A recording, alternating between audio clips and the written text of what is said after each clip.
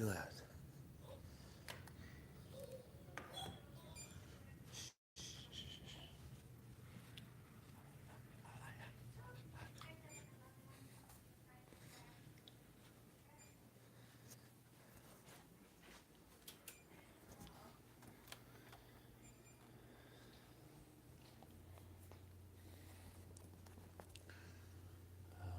Let's see here. Let's get her going. This going. What's going on, lawn care? Howdy, howdy. What's up, Gabriel? How is everybody? Okay, let me get situated here. And then we're going to start talking as soon as we get some more folks up in here. Okay.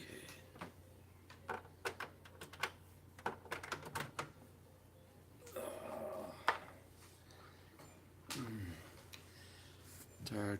Got done with some shrub trimming. Dude, are your shoulders killing you or what, bro? My shoulders kill me every time I do shrubs. If it's like shrubs that takes me like 30 minutes, you can forget it. My shoulders are done for the day, man. Now, they'd probably be in better shape if I didn't eat so much bullshit. You know, my joints would be in better shape, but hey, I love food. All right. So, are you guys drinking beer right now? I got some beer. Canadian. Molson Canadian Beer Lager. Yeah.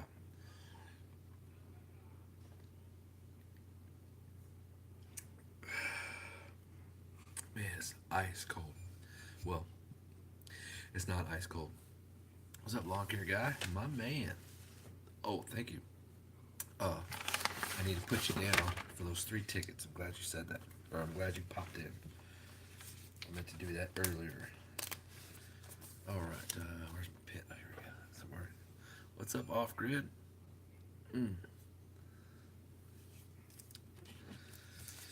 Uh, hey, Gabriel, what kind of hedge trimmer do you have?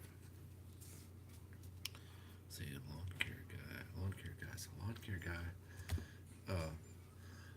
Lawn care guy. What is your. Do I know it? Is it Thomas? Thomas. I think is your first name, right? Lawn care guy.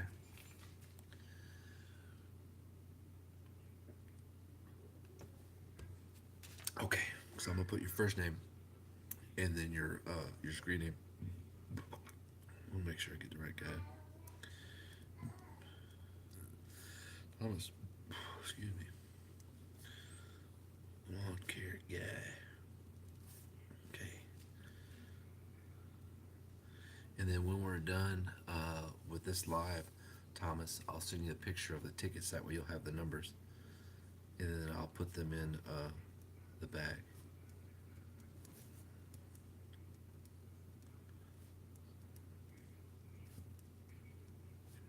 Good. Okay. The Steel KM90R. Now I'm curious about something, Gabriel. I noticed like some of the numbers on steel, the lower the number, the more power it has. Or is it higher the number, the more power it has? Like I have SF or FS 94R. I have 3 of them. They're kind of a like a light to medium, heavy medium, not heavy, but heavy medium trimmer as far as power and and stuff. So where would your 90R rate, below or above that? All right. Off grid, dude, it's getting hot. It's dying everywhere, man. Um, we are just not having much rain. We have an irrigation system. My lawn, my next door neighbor, start crying here, Landon. Landon's crying. Casey's asleep. Riley, Talon, and Landon are still up, but they're winding now. But anyways, so my properties that have irrigation, the grass is beautiful green, and some other houses next to them are just toast. Uh, Probably about the same, has a 28cc motor, whereas the 131 is highly above the power of it. Yeah, that 131 is a monster, dude. I have it right here on the floor. Picked it up from William, from the dealer yesterday. Now, um, Jason, the GM of Lansdowne Moody on East Freeway, he wants me to, excuse me, he wants me to make a video, just a short one about about who I am, about the raffle that I'm running, what is it for, and then show the steel trimmer and where I got. And he said that he'll put it all on their company Facebook for that location, so that might help reach a few more people. Okay, it's the 21st. We got like you know 9 more days, give or take. I don't know if there's 31 in this month or not. Let's see. I thought somebody had a question. Oh, me too. Yeah, Gabriel, I'm getting old, man. My shoulders are killing me constantly. All right, lawn care guy. Where you at up here? Where you at up here? Here you go. Got you down for 3. And your paid. So we put PD. Oh, and then Aaron with Gilmo Lawn Service. His check's in the mail. Okay, Gabriel. Gabriel and I think only Gabriel. I don't know. Let's see here. Lawn care, landscape, pressure washing. Well, you know about the raffle. Okay, Gabriel.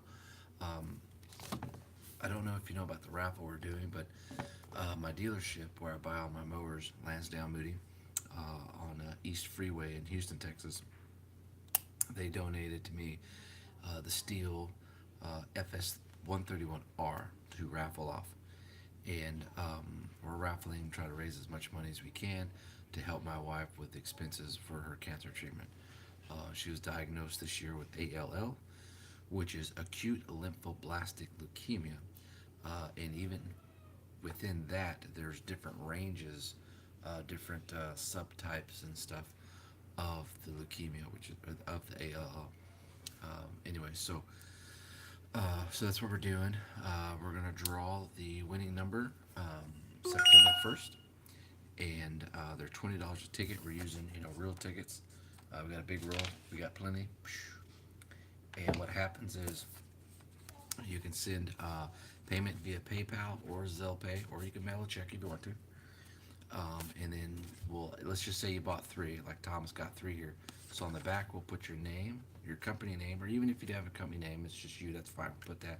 We'll put your phone number on there because we're going to text you this side right here. That way you can see the numbers. And then this actually, we rip this in half. So one ticket goes in the one bag, which is the one we draw from, and then the other one is just the one you would actually have, but you're not here in front of us, so you wouldn't have it, but you'll have a picture of it because we were going to compare that to the one I have in the bag. That way we are getting the right person. So everybody who buys tickets will get a text message with their numbers on it. And then Danielle, damn, that's good. Danielle is going to pull the number out of the bag. But we're also doing another giveaway. Now this is an actual giveaway, the one I'm about to tell you. Since our channel made 1 million views a couple weeks ago, I'm purchasing a product between $100 and $300. It's going to be a power tool of some kind, and I have a couple ideas from some of you guys on what do you think I should get. So we're going to be shopping at Lowe's or Home Depot, or maybe both if I buy more than one thing. And then we're going to have that random name winner when we pull that out of the hat. And then I have 3 additional bonus items that I picked up. They were kind of inexpensive, but everybody can use one. I think I'm going to put those 3 as 3 additional number pulls. So you have one main prize that the main person wins, and then I think you're going to pull out 3 more numbers, and each one of those people will get this one thing. I'm not going to tell you what it is. And then I'll mail all those out. Yes, that's still okay. Oh, the grid gets down there. Probably good. Yep. All right. Trimmer, I want one. I've seen most maintenance guys use. when I picked that thing up yesterday off grid, I was like, dude, it reminded me of the 111R that I had on the PAS system. Now, a PAS system is going to be a little bit heavier, anyways, because that metal collar kind of in the middle of the shaft. But that thing was heavy, dude. To trim the trees or edge or something, it just killed my shoulder. So I sold it and bought another 94, and then I bought another 94. So I got three 94s. I used to have the Echo 3020 when I was in the UAG program. They sent that to me. That thing has got a lot of power, but I got away from all Echo stuff. And I mean, nothing wrong with Echo. I just wanted to go with steel and husky, uh, so the colors would match. I know it's so dumb, but um, anyways. Lawn care guy, you are right. Grass needs some rain, no doubt. All right, guys. So I got everybody caught. I need to send Ben a message. A lot of other guys are probably doing live right now. Okay, so let's talk about anything lawn related you guys want to. Any questions about equipment, questions about customers, questions about projects, about estimates, about anything. If you guys want to, you know, share a quick story, typing, and then, we can all talk about that. Um, I know I was supposed to go live last night, but I got off the phone with Jason Elkins, who is, I've known him for years, and he owns his own business in like marketing and coaching and speaker and a lot of other things. So it was a phone call just to catch up to see how each other was doing. And he was like, "Dude, I can't believe you're growing on YouTube. You're this, you're that. You're making money and you're meeting new people and you're helping people." On top of that, I said, "Dude, I'd love to help people." And so anyway, so we talked like 2.5 hours. We got off the phone at midnight, or no, yeah, little after midnight. And so it was too late to do it live. I did go up live for like 2 minutes, but it was no one was in, and I figured everybody was asleep. So we had some ideas, some things that I wanted to share with him that that I may want to pursue along with the YouTube and the lawn business stuff. And then we talked about Danielle a little bit, and then his wife. His wife is for years has been going through some health issues too, for more than 10 years. I can't remember exactly what he said, but I mean, it's not cancer, but it's some kind of pain, something chronic pain, something in your back, which can be a pain. But anyway, so we talked about that for quite a while. All right, honestly, started with the gas power Ryobi weed eater. You know, okay, let's do that. What did everybody start out with when you started lawn business? So, lawn care guy started out with the gas powered. Talon's over here. She got her glasses on and got something taped over them. Anyways, um, so the lawn care guy started out with a Ryobi weed eater. I started out with the brand called Works. You can get them from Walmart. I think maybe even Lowe's. And it was a string trimmer, but it was electric. I had 200 feet of extension cord pulled behind me. How can we buy tickets again? Okay, Gabriel, if you want to buy tickets, when we are done, here, take this phone number right here, 979 492 1965. That number is also in the About Us section in our YouTube channel. But text me, tell me your name, your screen name, and then if that's your same name, Gabriel, because then when we're done here live, then I will send you my email address that you can use if you want to do Zelle Pay, or if you want to do PayPal. That'll be my wife's email address. Or if you want to mail a check, we figure out what you want to do. So each ticket is $20. So this would be, 24. This would be $60 if you bought three, or you do the math on what you want to do on that. What's up, Barnes? Man, how are you? How was y'all's movie last night, and what did you go see? You and the missus. Oh man, everybody, this beer right here, can't I can't even say it. Canadian Molson lager beer is really good. Man, it's tasty. A nice clean taste to it. Very clean. Um, let's see here. 14. Uh, and FS38, my mom got when I was 10. I'm 14 now. That's so cool, Gabriel. And I only run still the KM90R. You know what, Gabriel? That's awesome that, you started doing lawn business when you were 10 and now you're 14 and still kicking tail. You know what, guys? That there's a couple of people who watch my channel who are teenagers like Gabriel. Gabriel, you got Sanders, you got Caden, you got there's a couple other folks I just can't think of right now that they're in their teenager years and they're out there working their tail off. Not probably not because they have to, but more so probably because they want to, and someone probably took the time to show them, how to do some things. And I was going to do a video, and I still will, and it'll be covering.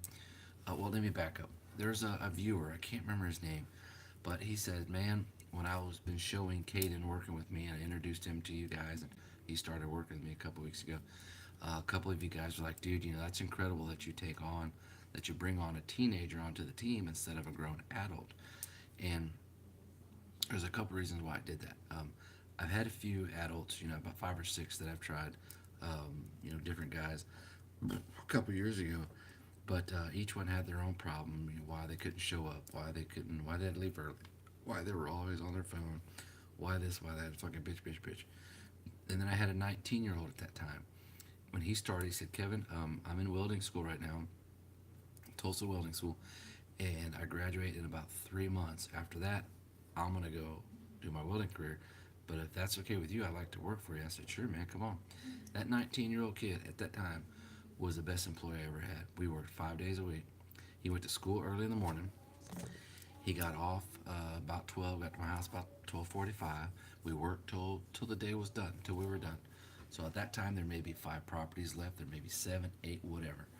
Um, and if we had landscaping on the weekends, which was hardly ever, then him and I would go. Then sure enough, when he graduated, that was it. And then after that, those other guys I had before him, and after that, I didn't hire anybody else. And then Caden, I saw Caden. Caden's a subscriber and a viewer. Ran into him at Blaine's Lawn Equipment up the street, and I was getting out of my truck. He was getting his truck, and he goes, "Hey man, I watch your channel," and I was like, "Dude, thank you, man, awesome." And so then, anyways, make long story short, so the point is, we ended up hiring him. He used to work for another lawn service company, and he was working for them a couple days a week, but he wanted to work more. And I said, "Well, I can work you every day." So we were working, 5 days a week, 6 days a week now. So he's been working with me 1 month as of today. My whole point to all of this is grown men, are given opportunities most of the time, are given opportunities to become an influence and to become a a person who needs to help the next generation of young men coming up. An obligation. You have an obligation, then you have a man's obligation. See what I'm saying? We all have obligations. And if you're the type of person that is tired of the new the next generation of kids coming up and they're all this, they're all that, and you're just displeased with everything, then step up to the plate, and when an opportunity presents itself for you as a man to fulfill that man's obligation, to show that young man, you know, how to do this, how to do that. Maybe there's some safety things. Maybe it's just him hanging out with you, because people can learn a lot just being with someone who's a positive role model, positive influence. And he's getting his driver's license. He has a permit now, so he's driving. And he's never driven a stand-on mower before, so he started driving mine. And I don't even have to check his work, because he knows exactly how I want things, this and that. And so, and in the beginning, I used to have him go back. Nope, do it again. Nope, do it again. Nope, do it again. I never stopped. So consistency is key when teaching. And you may get tired of teaching someone over and over and over, but you have to. That's part of being a teacher.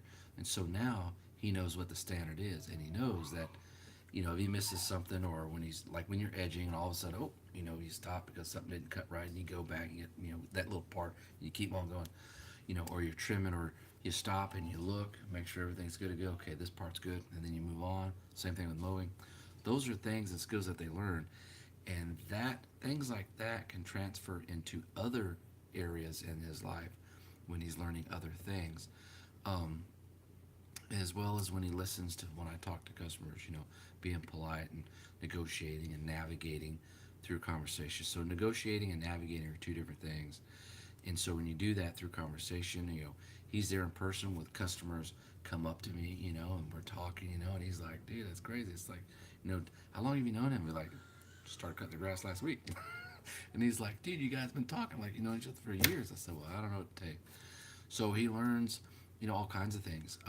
He learns to sharpen the blades. I taught him how to do that not too long ago. Well, if you guys watched the Honda mower, all that was new to him, and I wanted him to do that on his own. We did that live, and other things we're going to be doing. We have we have we have fence building, pressure washing, irrigation repairs. We have a French drain install coming up. We got tree trimming. All of these things he's never done before, and he will be exposed to all of them. So, being a man and fulfilling a man's obligation, you are helping when the opportunity presents itself. You're helping that next generation of young men because they take that information, they take that molding, that teaching, and it goes with them. So if you're the kind of employer that's a complete douchebag, you know, they may carry that with them, and part of that is going to be part of their personality, and you don't want that. When you get mad and frustrated because they did something wrong, you can yell, you can cuss, you can do what all you want, you know, and that may not be a good thing, but sometimes we get frustrated. I mean, you guys know I cuss, I get frustrated. You've seen my videos, but I'm not always like that. So when it comes to coaching someone, you have to be patient, first of all. You have to be willing to understand that they don't know what you know, so your patience level automatically goes down. And you're like, why don't you know how to do this? I showed you twice. Yeah, fucker. And how many times have you done it? Like a million? Okay, so um, we forget that, and I hear guys out there all the time, man. I'm going through employees left and right, and I have to think, well, why is that? And when you watch their videos, um, they'll tell you, well, this guy said he knows how to use a trimmer, and at the end of the day, I let him go because he was doing this, and that. Okay, well, you can let him go, but guess what happens? You have to spend time to hire someone else again. Instead, understand that when someone tells you, I know how to use a trimmer, chances are they do. They know how to operate it, but they don't know how to wield that thing in the air like a fucking magician or Merlin like you do. Everybody trims different. So, and every company wants their stuff done a different way. So keep that in mind. So when you have that person with you, be like, okay, hey, I'm gonna kind of shadow you, see how you do some things, and don't wait all day and then be like, man, you were doing this, and wrong. Fuck that, dude. Correct it right then and there. Stop it. As soon as he goes up, no, stop. Let's do it like this, and this is why we're doing it. Da da da da da da. And then you go on, go on. Maybe get to the next shot. Up. Hey, I need to stop you because you do, and you do that. It's fucking annoying. I understand, but you do that because it's consistency. They get that. It triggers in your brain. Oh, I need to do something different. Oh, damn it, I need to stop doing it this way. If you're patient and you train that way, you will have a better employee, and you will learn something about yourself. So being patient with others, teaching them, maybe explain things, and I know some guys say, well, I don't have time for that. Well, then, maybe you don't deserve an employee. You know, you have to, you have two, we're doing two things in life. We're either spending a lot of time because we don't want to spend the money to do it, or we're spending a lot of money because we don't want to spend the time to do it, whatever it is we're doing. So spend the extra time and be patient with that person and mold them and train them. Give them a few days, to at least if they're showing progress, then keep going. It can take up to 30 days for someone to be a superstar, to do everything the way you want. You know, when I was done training Nick, and then my oldest son James, who's 15, uh, after about 30, 45 days, you couldn't tell who trimmed or edged any of the properties if it was him or me. There's no fucking way you could tell. And they were so fast and quick. So it's an investment. You hire somebody, you train them. When you hire on at a company, a regular company, I don't care, any fucking company, you know, that has training, real training, like classroom and shit like that, they're spending time to invest in you. So when you get out on the floor, or if you get out in the field, you know, you're doing things the right way. You have the general knowledge of what they want, but they know you will still need to be have what's called corrective training while you're going on in your employment. So don't be so quick just to fire somebody. Now if they're a jackass and you know they're lazy as hell, and like on Exterminator, Jared's uh, deal, uh, the guy was always sitting down all the time. Okay, now he was a little bit of an older guy. Maybe he had some health issues. That's totally understandable. It's pure hot as balls where they're at. That's a little different, you know. But I wasn't there. I'm just going off of what you know Jared was saying in the video. So if you have someone that's doing those kinds of things, you know, you recaps. Hey man, what's going on? Are you not feeling well? Are you tired? Are you becoming a heat casualty? You know, and try to work it out that way. So when you hire a new person, think of it as an investment. You're investing in yourself, you're investing in your company, and invest in that quality time of training with that individual. You know, just give that a shot, and I bet you it'll probably make a difference. Started out with a two something Pushmore. It was black. I like it mower and Echo Old Gray one. Dude, off grid. I had an Echo Stairger that was gray. It was a what are the Echoes? Are they PB or the stick edgers are PB something power? No, PE power edger. It was a PE. I don't know something, but it was fucking awesome. I think balls of the balls, dude. We went to see the new scary stories to tell in the dark movie. Oh, is that a that wasn't a Jack Black movie, was it? He came up with one not too long ago. HEB sells that.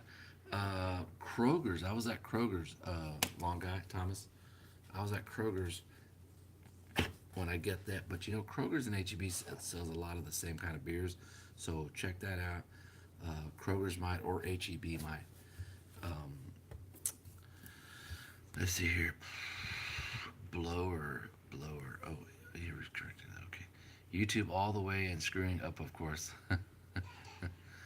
YouTube all the way and screwing up, of course. I don't understand that. I remember I was in charge of like 12 guys, 25 to 30s, and I would always have to double check their work. I'm telling you, you're right, Thomas. You are right. And everybody, you know, Thomas is the lawn care guy. If you don't want me to use your name, just tell me. I won't. But you're right. The couple of guys, the 5 or 6 guys I had before Nick, that was a 19-year-old. You know, it was like, dude, you know, I would and you know what's crazy is some of them were already working lawn care with another company for like a year, and maybe uh, they didn't need them anymore. I don't know, whatever. And then you know you would. Here's the thing that would piss me off. They would do what they were supposed to do when you're working with them. Then they go, and then you say, "Hey, go to the backyard and do da da da da da." Right? Like, okay, great. And then you're all done. You hop in the truck and you ask them, "Did you close the gate?" Yes.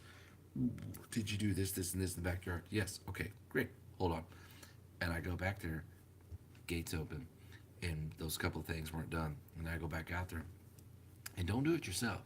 You make them get out of the truck and fucking go do it. And then, you know, you say, hey, you told me the gate was closed. Oh, well, I forgot. Okay, well, then you need to tell me that you forgot. And then maybe you should go double check. And then you said you did this, this, and this, but it wasn't done. Oh, I didn't know that's what you meant. Okay. All right. So after like maybe 2 stops of that bullshit, then yeah, they can take a hike. That kind of stuff, you know, you don't want it. You don't want someone like that to begin with. You want someone who is really trying their best and trying to do everything and be like, okay, yes sir, yes sir. They don't even have to say yes sir. You know, okay, they're trying hard, you know, and you see that that progress is working. You can tell between a lazy person, a person who's really trying, and a person who just straight up, you know, don't care. And but yeah, that happens, man. Someone texted me about the Ferris mower I have for sale. Yeah, lazy people, right? What's up, Ryan? How's the skag doing? Ryan, that skag is sweet, man. A guy offered me 4,000 for my Ferris mower right now. I'm not even responding. I'm like, look, man, the Ferris mower has like 53 hours on it. 53 hours, and I paid like almost 8 grand. I'm selling it for five. Stupid cheap. And I'm not going less than five. Like the Walker. The Walker's got 24 hours on it. It's a $10,000 mower, and I'm selling it for 7K. That's cheap. Ain't no way. I'm waiting for how much you're selling. I hear you off grid. I don't know. I think I'll wait a while, bro.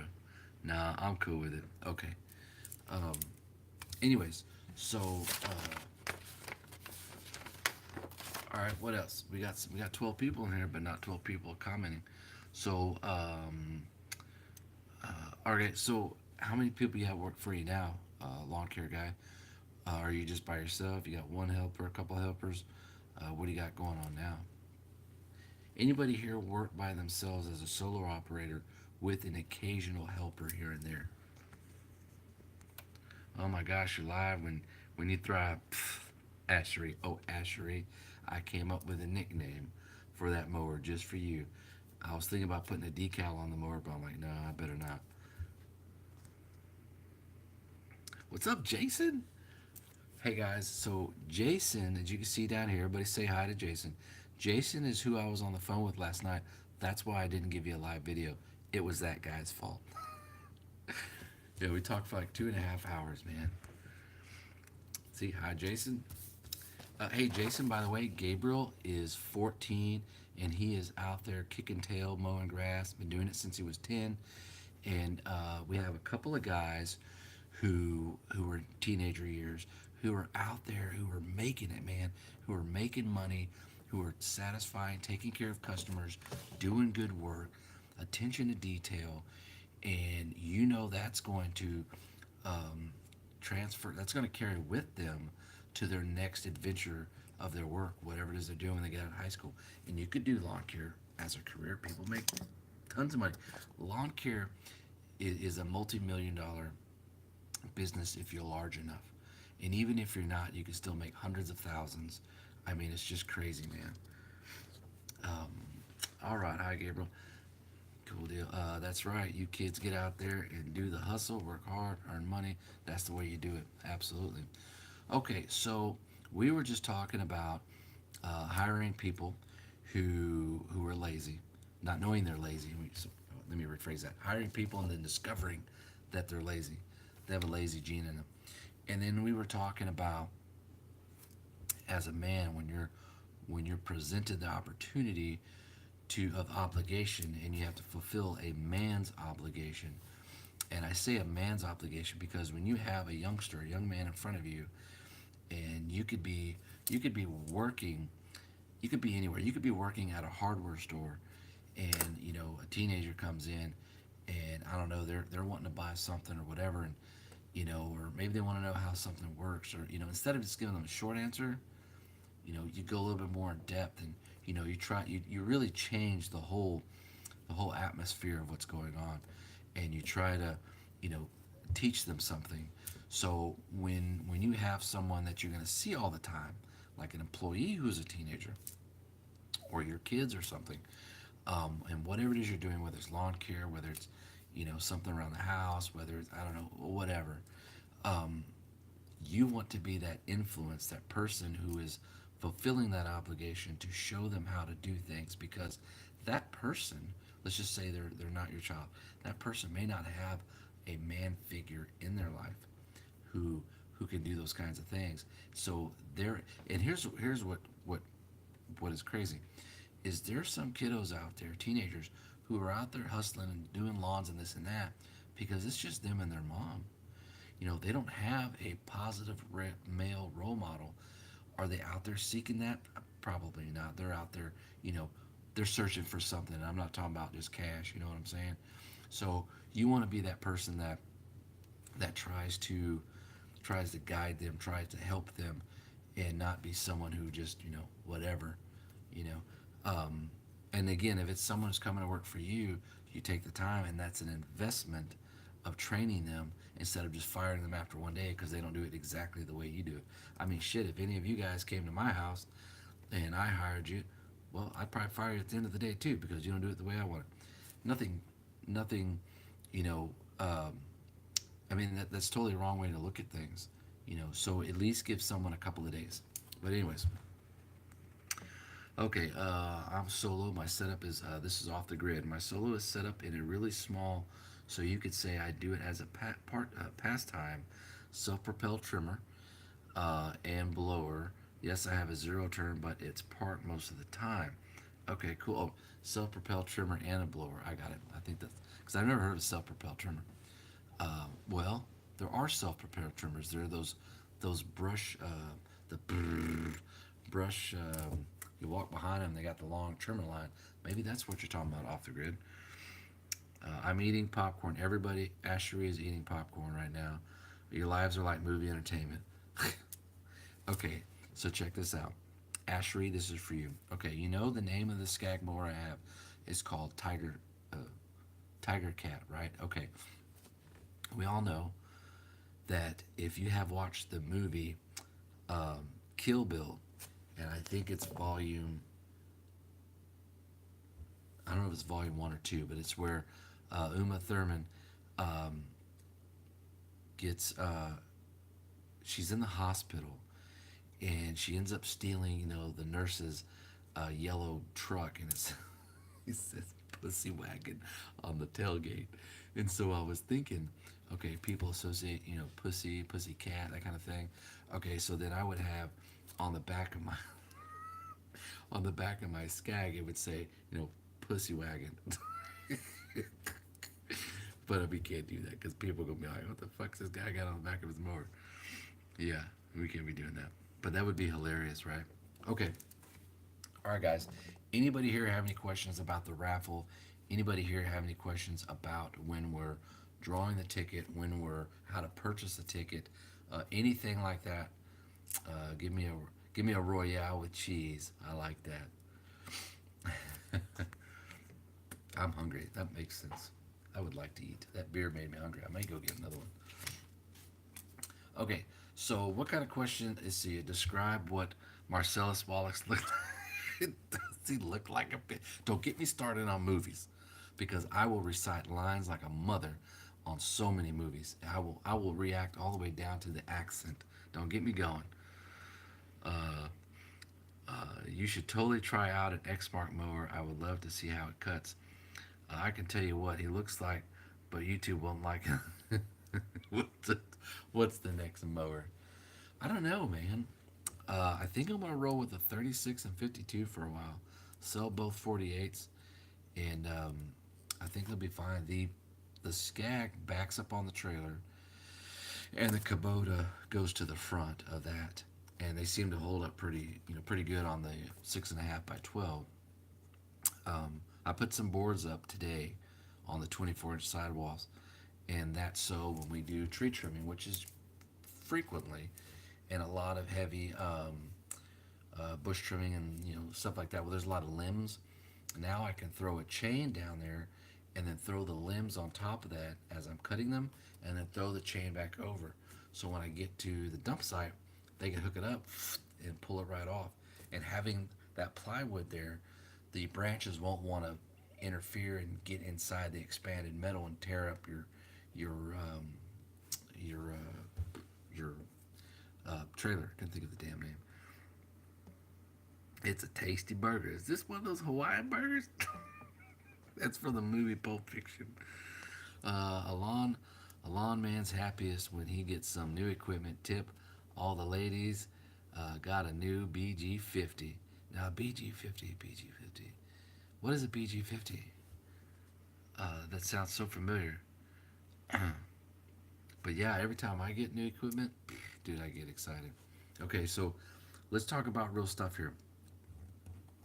What kind of questions you guys have in your lawn business of what you're doing? Is there anything you're struggling with, or are there things that you feel like are missing, or somewhere you're trying to be and don't know how to get there? Any questions? Any questions?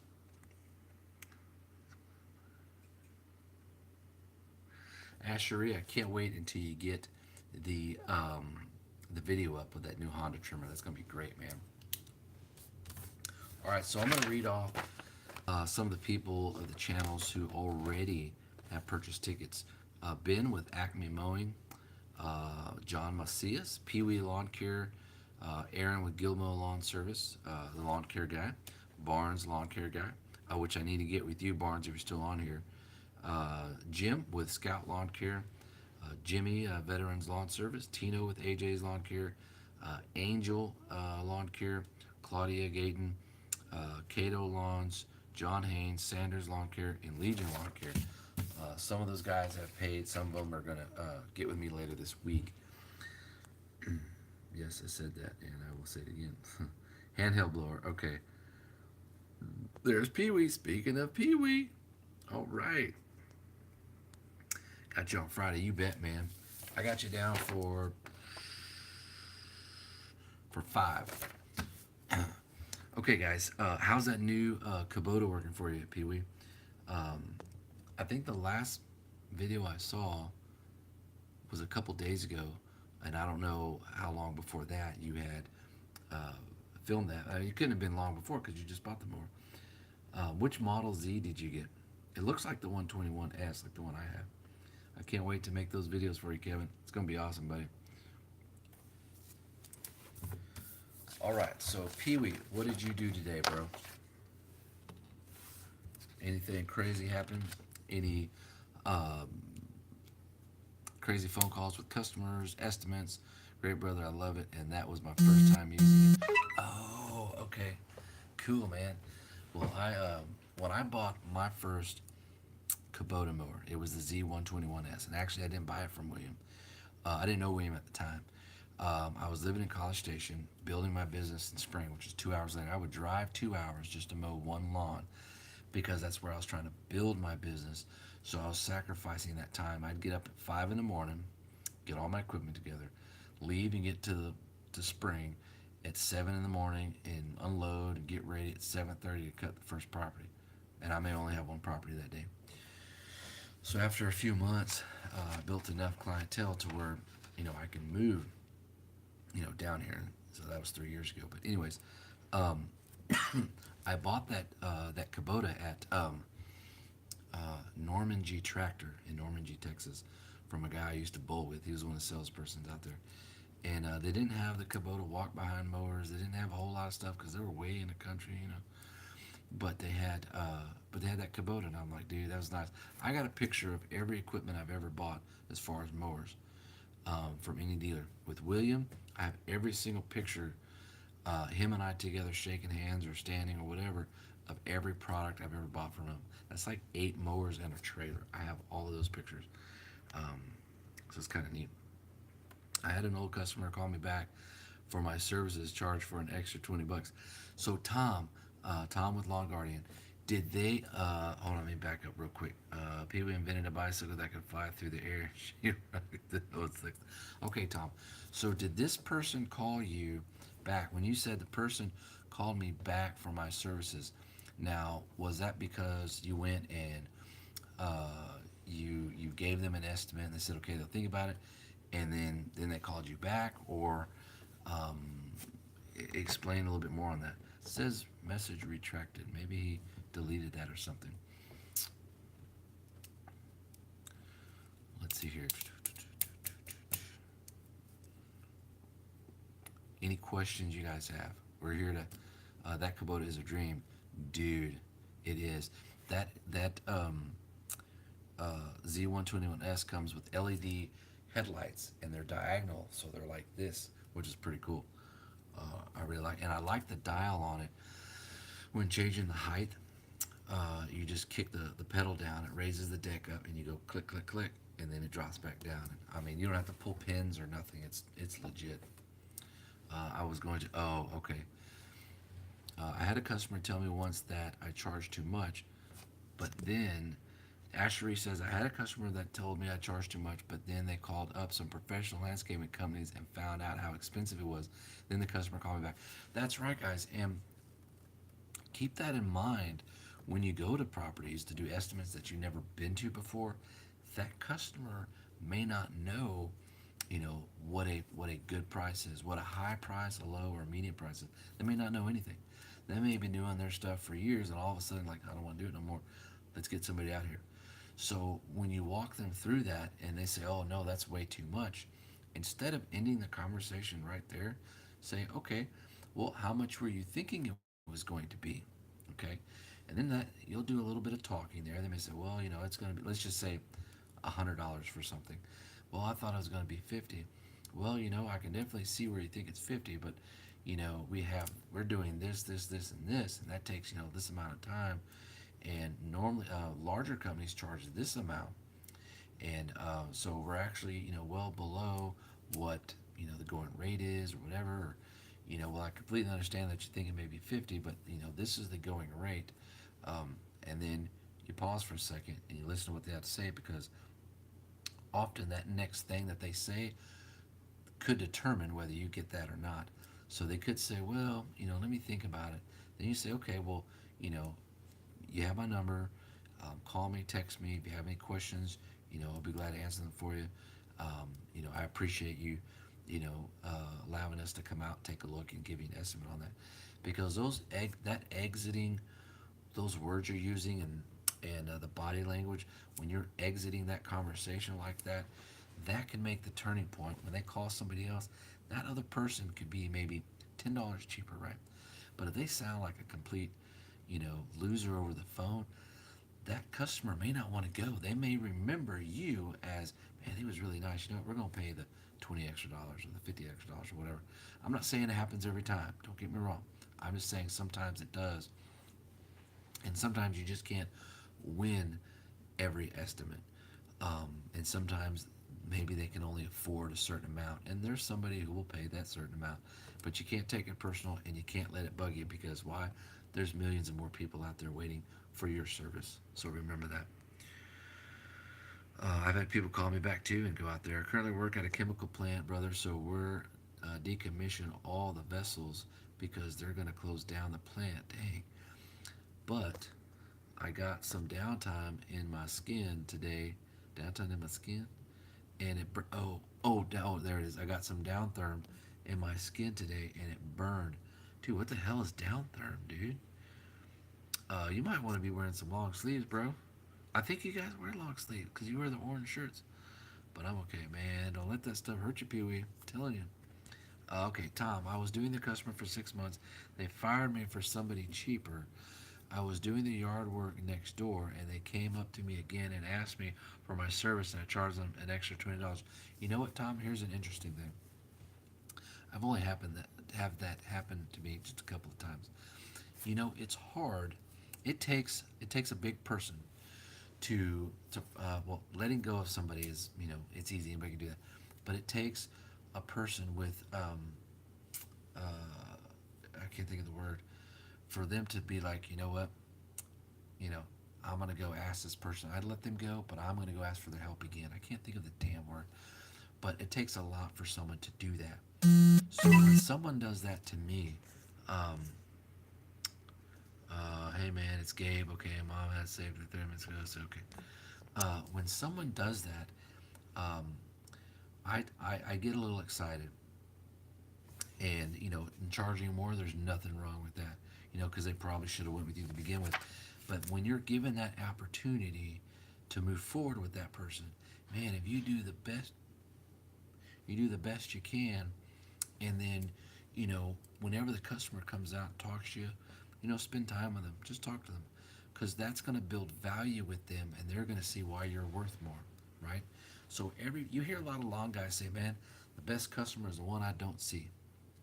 Okay, I don't know why you would want that, right? So to me, all of my customers, every single one of them, you know um, come not they don't always come out, but if I happen to catch them at the right time, dude, we would talk forever. But again, I have shit I gotta do. So it's that relationship where they lock you in, because you have built value through conversation and getting to know them, and they like you. So now that you're back in the circle, the chances of them letting you go for someone cheaper is probably less likely to happen again. um, just make sure that you're just the best that you can be. And I'm not talking about be fucking cheesy, because no one wants that. Be your regular, normal, down to earth Tom self with the music radio blaring in the background when you're working, because I'll be watching your videos. I know you do that. Um, and just do your thing, man. And you will always have work, always. And if you do work well enough, good enough, and I mean anybody when I'm saying you now, customers will want to brag about you. This is where, you know, you don't. People think, well, I got to spend tons of money in advertisement. I got to spend tons of money in DDM cards or door hangers. This not. You don't have to do that bullshit. If every customer in front of you that you get that day, if you do it the best you can, as if it was the only yard you have that day, and that yard's going to pay for everything for your family. You do it that way, dude. People would love to brag about you, and people will brag about you. That will lead to the next person and the next person and the next person. I've been in business 3 years. I turn business away all the time. You can ask Caden, and I don't advertise, not one bit. Never have. The only advertisement I have is on my truck, and that's my decals. And I didn't do that until about a little over 2 years ago, I think it was. And other than that, you need a place on social media platforms where people can leave reviews. I don't even know how we got on the subject, but anyways, people can leave reviews, because then they're going to find you. They're going to read those reviews. Those reviews are like, it's like value, is your value, what people are valuing you at.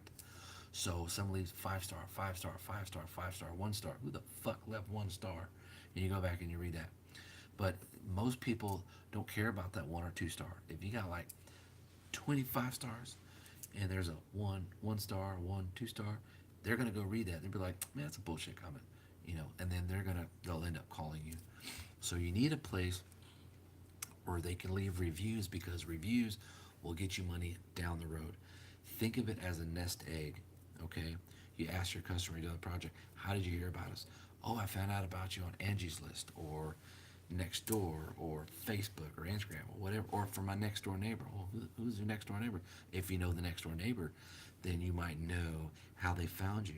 Wherever it is they found you from. You want them to go back to that place and say, please leave a review. Say it like this: if you don't mind, when you get a chance, just take a couple seconds. Don't say minutes. A couple seconds. Leave a quick review. Hopefully, we have earned a 5 star rating, and you know you will, because you'll know. Um, then you say, that way that helps other folks in the community pick a great lawn care company to service their property.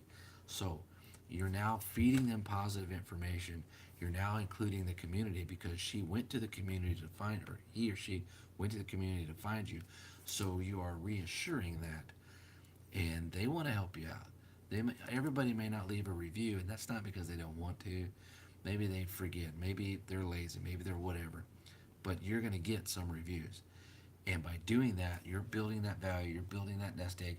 And when people go there, people call me all the time. Like the $1 million property I just did, that we just did the makeover, the cleanup on, which I'll have that video up probably tomorrow. Um, he says, man, asked him, Tom, how did you hear about us? Oh, I found you guys on Google. Google searched you.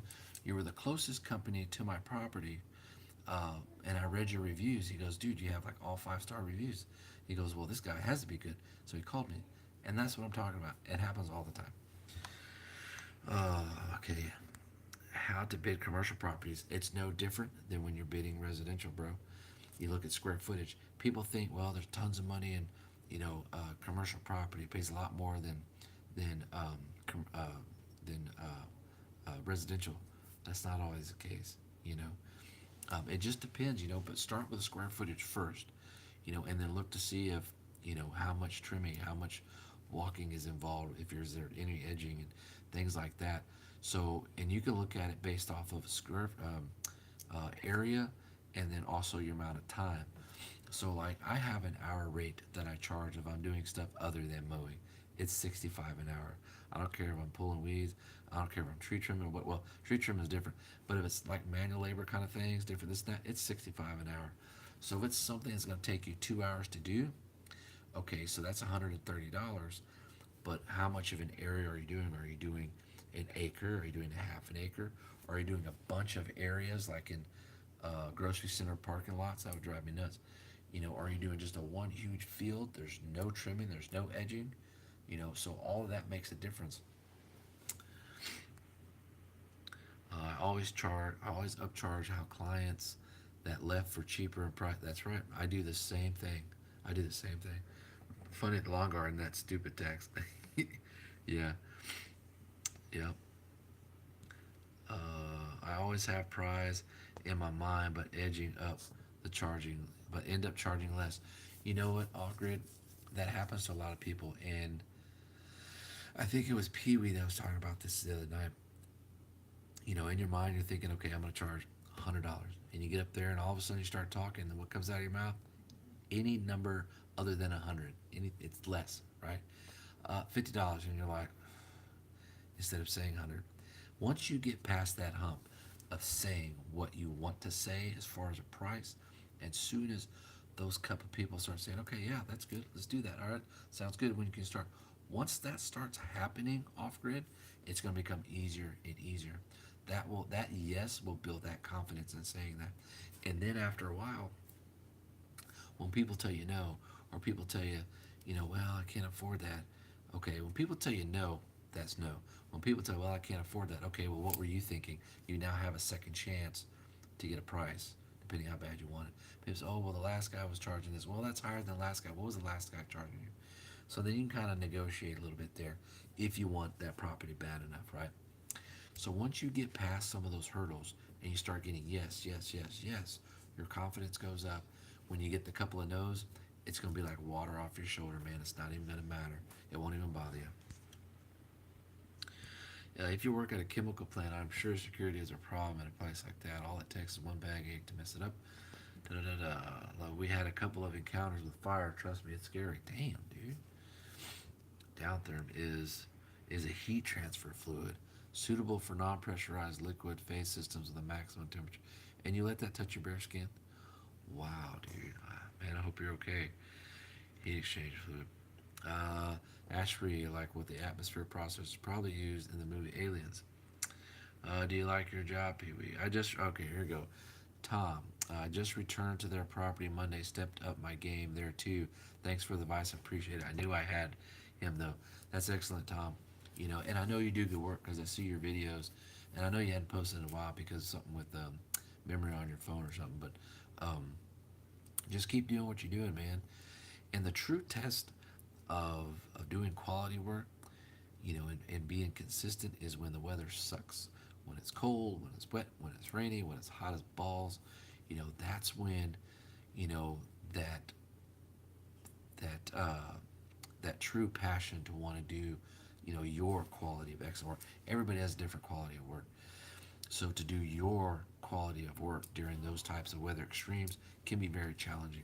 So like when I get real hot, like freaking hot, or tired, I slow down. I don't stop, but I slow down and I still keep moving. I'm like that turtle in that race. I keep moving, and uh, and I get it done. So like the days that I'm doing 12, 15 properties by myself, you know, I'm like, I'll start a little earlier. I'll eat a little bit of breakfast. I'll make less stops. If I knew I got a bunch to do the next day, the day before, I'll gas everything up. Everything's ready to go. There's no downtime. The lines are full, and I hit my properties. Boom, boom, boom, boom, boom. You know, I don't kill myself, but I take my time. And when you start that last quarter of the day, you start getting tired and fatigued, and get that chub rub between your legs if you're fat like me, or sweaty or whatever. You're like, dude, I'm fucking exhausted. But you keep going, and it's hard to do quality work when you're exhausted, tired. But it's that focus and that passion is what gets you through, and carrying that with you when you're doing different jobs, landscape jobs, mulch jobs. You know, eventually you push through that, and it's nothing. Customers see you out there. You're doing your deal. You're doing what you need to be doing. They're like, dude, man, he does good work. He didn't quit. He didn't stop. I'll have to come back tomorrow. None of that stuff. You're welcome, Tom. 5 star, 5 star, 1 star. What the fuck? Yeah, that was pretty funny. At the plant, no, brother, not at all. Man, sucks. It's good money, but I want to do lawn care full time. Pee Wee, one of my buddies up in Katy, he owns Faith Lawn Services. He was in the Army for 16 years in aviation. And him and I became friends like over a year ago, and he'd been watching the channel, and he just reached out to me. He's like, "Hey, bro, da da da da." We started talking, and then we had lunch, and then hanging out. He's like, "Dude, um, I work full time for NOV, and I've been there for like 8 years. So he'll work 2 weeks on and 2 weeks off, and every time the 2 weeks that he's working, it's 12-hour shifts. And he's either working days or nights, and so and he's doing his lawn care. He can only do about 10 yards with the type of schedule he has, and so now he quit that. He hung out with me a couple of times, and then he's over an hour away, so he picked my brain quite a bit, and got him going on on certain things, and then now I think he's got like 30 something properties or whatever, and but now he's rocking and rolling, doing a lot of landscape stuff. Hell, I haven't talked to him like 2 weeks because he's so busy. But keep plugging away, Pee Wee, and keep doing what you're doing, and if that's what you want to do, you can make it happen. Just plan everything out, figure out, okay, well, I need to make X amount of dollars, to pay my bills, this and that, and then add a couple hundred to that, okay? Because you have to account for variable change of stuff you don't know. So let's just say you need, for example, you need $4,000 to pay for stuff, food, this and that, gas, whatever, bills, this and that, cell phone, mama's new pair of shoes, those kinds of things. You have that, then add a few $100s to that, and that's what you need to have. Or you can add another 500, whatever you want. And then the properties that you have, if you have a bunch of 25 properties, what you need to do is step up to either charge more or get properties that cost more, and then you can drop those so you're still making the same, and then you make room for more and more, higher up higher. So like if you're doing, let's just say, I remember when I started 3 years ago, I had $25 properties, $30 properties, 35. I don't care what it was, I would do it because that's what I wanted to get started, right? So I would do my hard ass work, build those reviews. Then the prices started. When the customer started saying, you need to charge more. When a customer tells you that, dude, you need to charge more right there. That's an indication. When more than one tell you that, that means your work is top notch and you need to raise your shit. So when that's happening, then you know you're doing excellent work. When it's not, it's not that people don't notice it, but sometimes not everybody speaks up. So um, I lost my train of thought now. So if you want, say you're max out on time frame for 30 properties, and you're still working your other job for like insurance and dental and things like that. So if you're having 30 properties, you want to max out that. That means you want the properties that cost the most. I mean, that you charge the most, but you get done really quick. So there's no sense in having dropping a $35 property that takes you 10 minutes to do and adding a $50 property that takes you over an hour to do. You're better off keeping the smaller ones, see what I'm saying? So you want to find properties where there's not a lot of shit to navigate around, not a lot of time spent, but the price is up there. They're out there, you just take your time. When you grab one, do that, and then you can let go of the smaller one, or you can raise your price. I've raised my prices twice over the 3 years, and most everybody just goes up with the price. And a couple people that you know decided that they couldn't, and that was okay. That made room for people, you know, who would pay more, and they're out there, bro. Well, you have my full support if you want to get a lawn care, buddy. I love cutting grass. Nothing, but I'm telling you, it's a lot of fun, man. I'm gonna give Ashley 5 stars because I'm an awesome. I can't wait for that video. Hey Barnes, so I'm gonna have to do it in 3 videos because it was 53 gigs of video recorded, and that was at 1080p on 60 FPS frames per second, and it ended up being over 4.5 hours long. So I got a few more clips. Then the mowing video will be done, the raw audio, and then at the end of that video, it'll say, "Hey, be sure to click, on our part 2 to catch the edging and the trimming." You'll have that, and then the next one would be the but actually I'll add, it'll probably be 2. It'll be the bush trimming, the stick edging, and trimmer with that, and then maybe the weeds and the spray last. I don't know. That was go pretty quick. It has to be 2 separate ones because if I do it all at one, it would take 2 days to upload to this computer, and then I'll make a new one clips together and do it with music and a quicker pace, because some people like that too. Let's see here. This is to all you viewers. I came across the app called Nextdoor and people looking for landscapers, plumbing, etc. Okay, guys, so listen up. Tom with Lawn Guardian. This is to all you viewers. I came across the app called Nextdoor, and it's people looking for landscapers, plumbers, etc. in your neighborhood. It has gotten me several customers in the past 6 weeks. Now, that service right there is completely free. And I tell you right now, guys, I've been using that for a couple of years, and it can be neighborhood specific.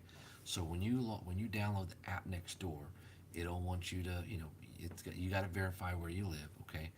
And then in your neighborhood, you could say, hey guys, I'm offering lawn service. I have a lawn service business, and I'm offering whatever price in my neighborhood. When I used to, I don't do it now, but when I lived in Covington Bridge, which was before we moved here, for the 2.5 years there, I offered everyone in that neighborhood cheaper pricing than anywhere else outside. And by going on the next door and say, hey guys, I'm offering, X amount of price, flat rate for any property in this neighborhood. Now I knew all the property sizes, so it was like, it was $30 for any. I don't care if it was a corner lot. It didn't matter. In that neighborhood, there's about 200 houses, and I probably gained like 8 properties. Well, guess what? On those properties, a third of them, or a quarter, I think it was like 4 or 5, um, were they wanted to get on a fertilizing program. That's more money. Then, hey, can you trim my bushes? Can you trim my trees? That's more money.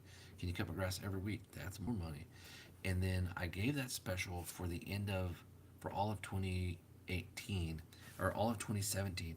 Then in 2018, I went up to my regular price, and I told them that when they first came on board. They're like, sure, no problem.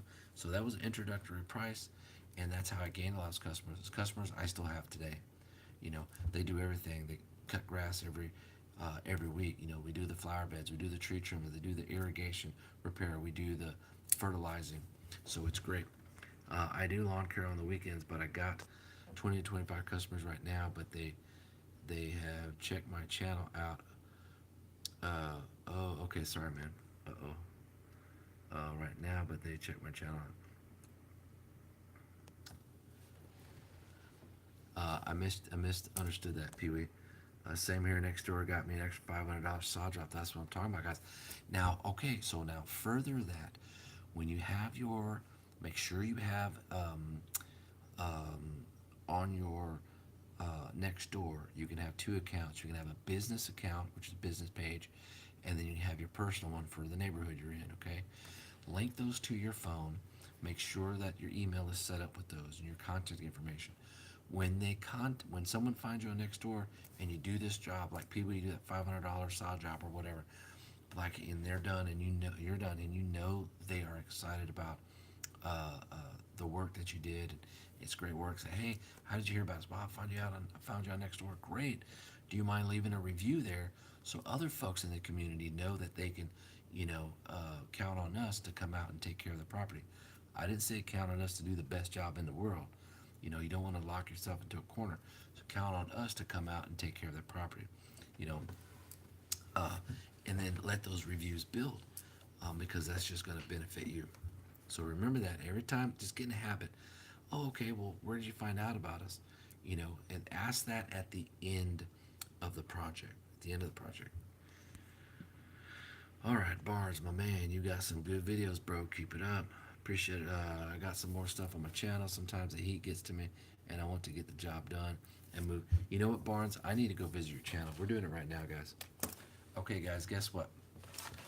We're starting something. We're starting something new this Sunday, and it's called Shout Out Sundays. I'm gonna try to do it every Sunday if I can, and that's where we're gonna pick just a random channel that's let's see here, Barnes. Let's see. Hold on. Let me find Barnes. Barnes Lawn Care. Barnes Lawn Care. What we're gonna do is, there you are, buddy. I'm gonna subscribe to you, Barnes. Right, meow. Boom. All right. So what we're gonna do is we're gonna do shout out Sundays. So I'm going to find channels that I want to give a shout out. Now I'll look at their channel, browse some videos, check them out, make sure they're not like a douche canoe or anything.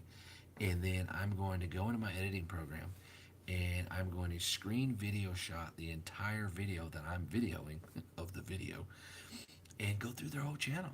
Watch a couple of the video clips and you'll hear me commentate over it. So like here we got Barnes. Let's talk trimmer lines, okay?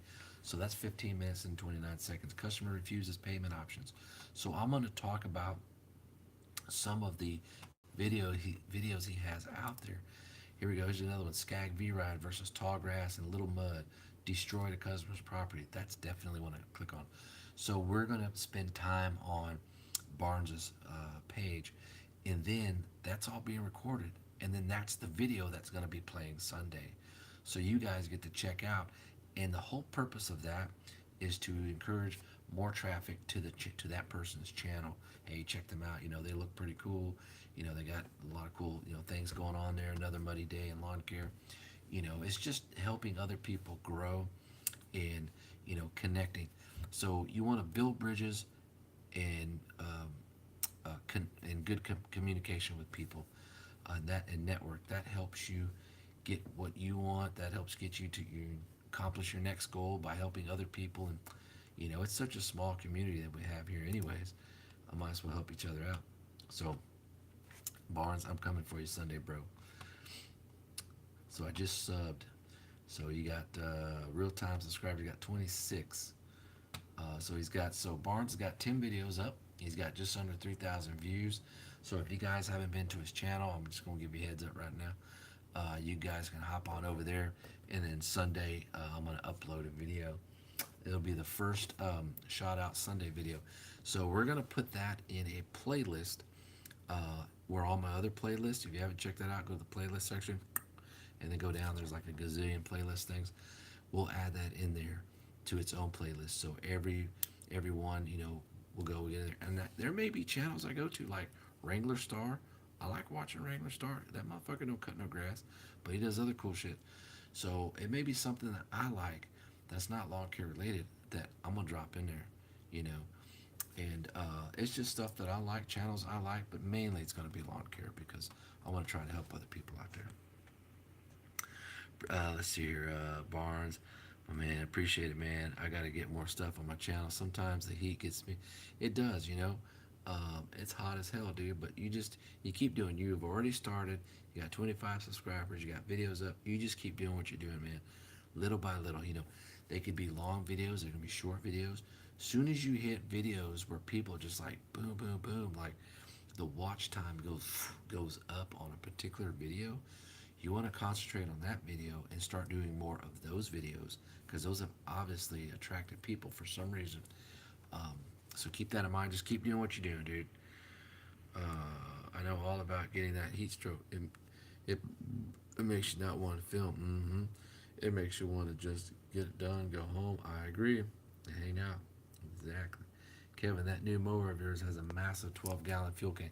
I think it's 9.5 fuel capacity, which is crazy. I bet you that's enough gas to mow all damn day. It's probably enough to mow several days, depending what properties I'm doing. How many properties do you do a day, brother? Who is that question for, Pee Wee? I had 15 that night. You did a 5-hour. You did a 5-hour live stream. I passed out on the mower. Thomas, did you watch the part? I don't even know. Am I subscribed to you, Lawn Care Guy? Lawn Care Guy. I think it's the Lawn Care Guy. Jeez, I'm jacking it all up. The Lawn Care Guy. I think I am, but let me double check. No, that's the Lawn Care Nut. We don't want him. Well, there's nothing wrong with him. I'm actually subscribed to him. I used to watch him a lot. The Lawn Care Guy. Here we go. But that looks like. Is that him? I can't tell because that's the picture. Hey, Thomas, does your hold on, let's see here. I might be able to description. Okay, boom.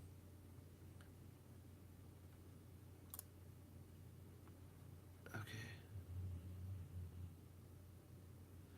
Okay, Thomas. I want to make sure I'm on the right channel. The lawn, because here's the. Oh no, that's the lawn guy. Which different guy? Hold on. It's the lawn care guy. Why am I not popping up? Or are you popping up? Well, I'll find it. I'll find it. Anyways, um, forgot what I was saying. Okay, yeah. So on that part, that one, I don't know if you saw me where I passed out. I was sitting here talking, and then it's pretty funny. I have a commercial property that I'm on and off on in less than 10 minutes for 32 bucks a week, dude. That's crazy. I like it. That's what I'm talking about. Depends on the day for me. Tomorrow I have 9, including a commercial property that takes 1.5 hours. I need bigger properties for a big mower. Push mowing may be relaxing, but there's no money. That's not true off the grid. That's not true because you figure um, push mowing. I started push mowing and I was making money. So, you know, there's different levels of push mowers. You know, some operate quicker, some cut better, faster, and those kinds of things. Now, if you're wanting to be a bigger mower, like you're wanting a bigger width, you know, to do bigger properties, yeah, absolutely. But if all you have is a push mower, you know, and you might need to concentrate on certain jobs, certain yards that's push mower able, and then you know maybe charge a little bit more or something. But you can make money on push mowers. I see trucks go around all the time with push mowers on it, 2 push mowers and 2 guys, and I guarantee you they're knocking out 20 yards a day. But that's a lot of walking. That video is going to be great. Imagine if you were exporting 4 hours of 4K. It would take 2 weeks to export another.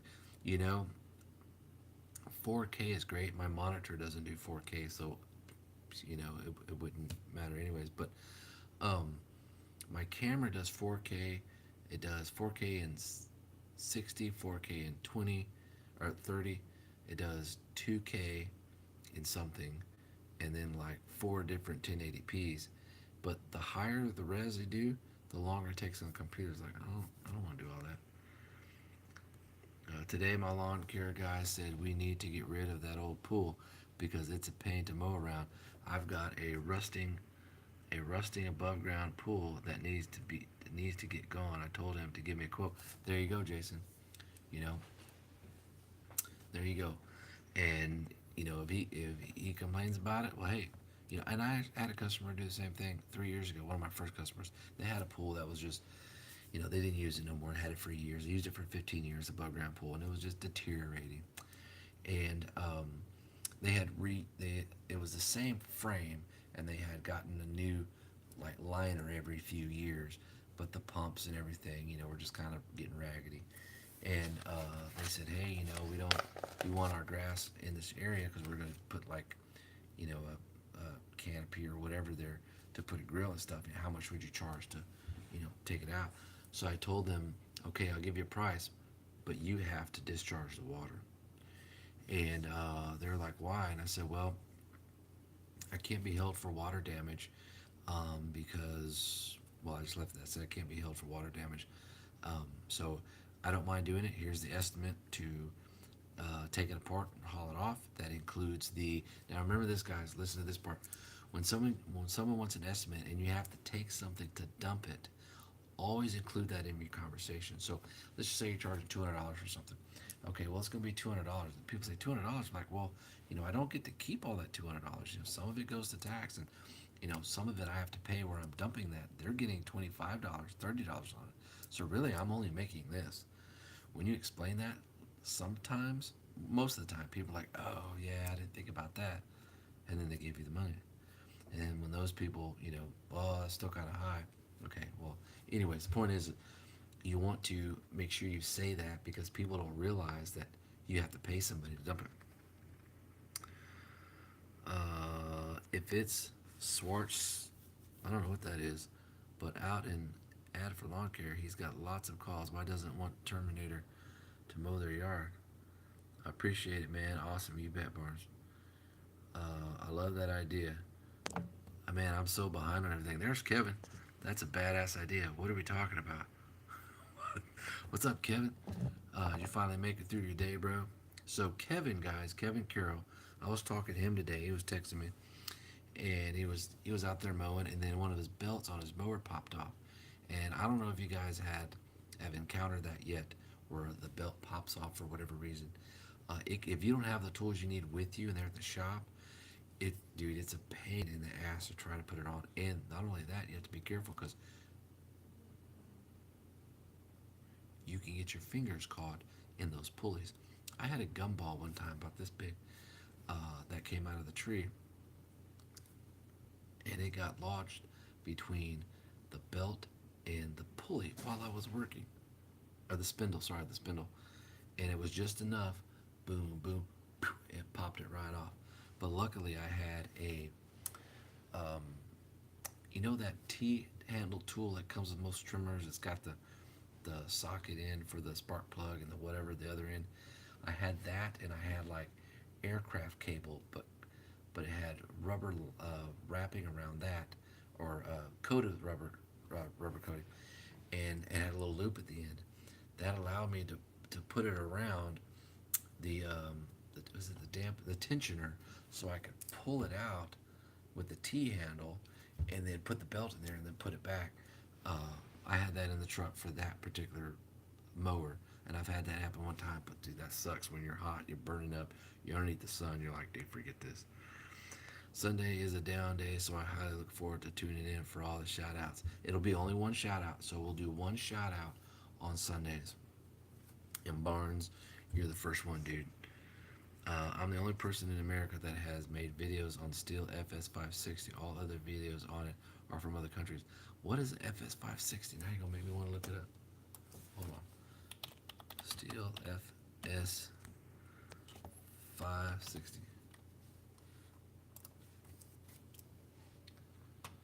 Oh, let's see here. Well, yeah, there's it. Yeah. Oh, dude, that thing looks like a monster. I've seen that on some of well, no, Human's got it. He's here in the U.S. Well, I don't know. He may be Canada, but I think he's U.S. But yeah, you're right. Most of these other people, Adrian, Bryan, people's other names, dude, that looks like a monster thing with those handlebar things. Barnes Lawn Care. There you are, dude.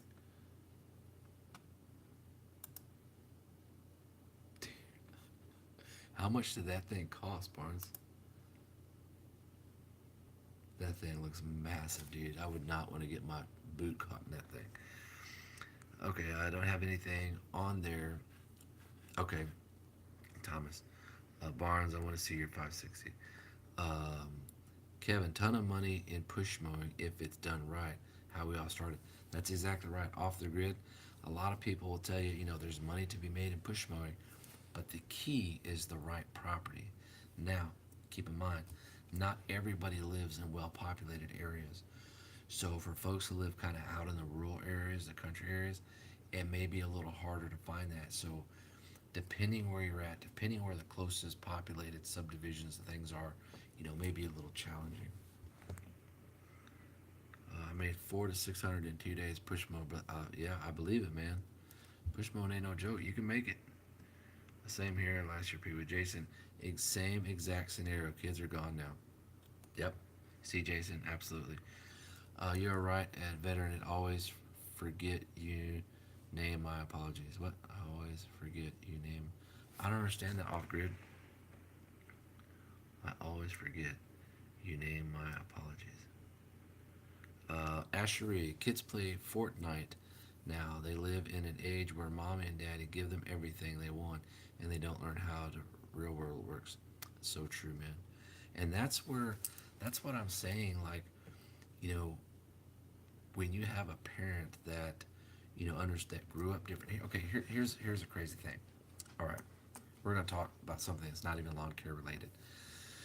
Okay, you get parents that have kids, and say this parent grows up, good family, strong mom and dad.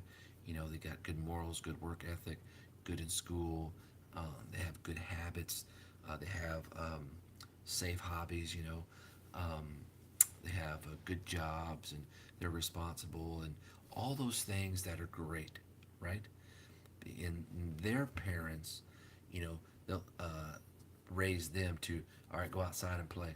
No, we need to fix this. We need to paint the house. We need this and that. No, you're not going to eat junk food. No, there was no video games, right? Okay, so those parents tell you, I grew up with da da da da da, and I turned out fine. I'm very successful. Everything I just named. Okay, now they will go and say, I want my kids to have what I want my kids to have more than what I had. Okay, you are now fucking up the cycle when you do that. So what happens is you give them all these things that you didn't have growing up, and you allow them to do all these things over here that you didn't get to do. Guess what? They're not going to be like you when they grow up. You done fucked it up. So parents don't some, not all. Some parents don't get that. So if you are successful, you are, you know, an incredible individual because of how you grew up. All those different things along the way formed and shaped you to be what you are. Think about that. So when you allow your 10-year-old, your 9-year-old, your 2-year-old, your whatever year old, 25-year-old still living in the fucking house, you know, why? Because growing up, you allow them to do all these other things.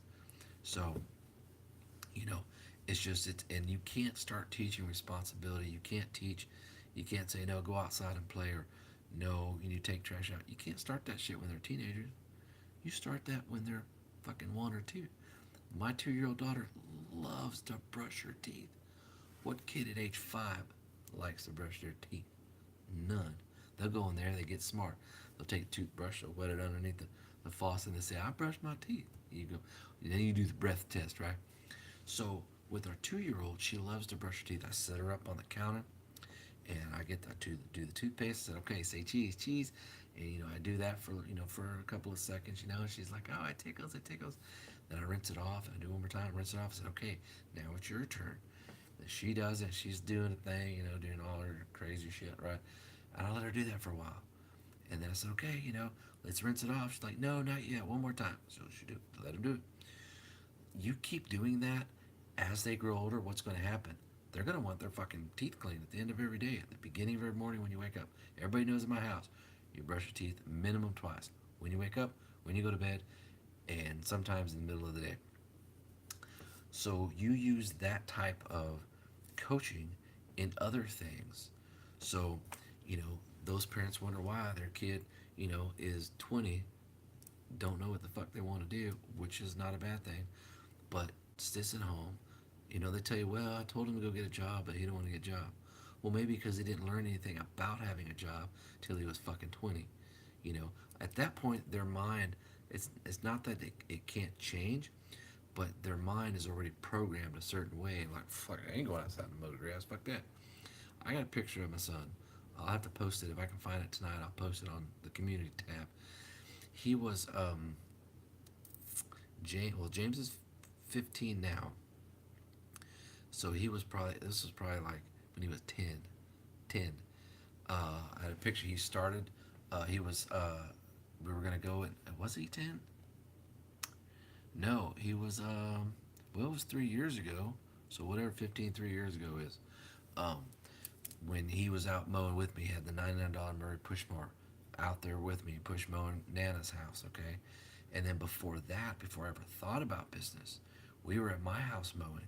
I bought a reel mower, REEL, and hold on, I'm gonna give Barnes a like here on his 560. Incredible performance, incredible.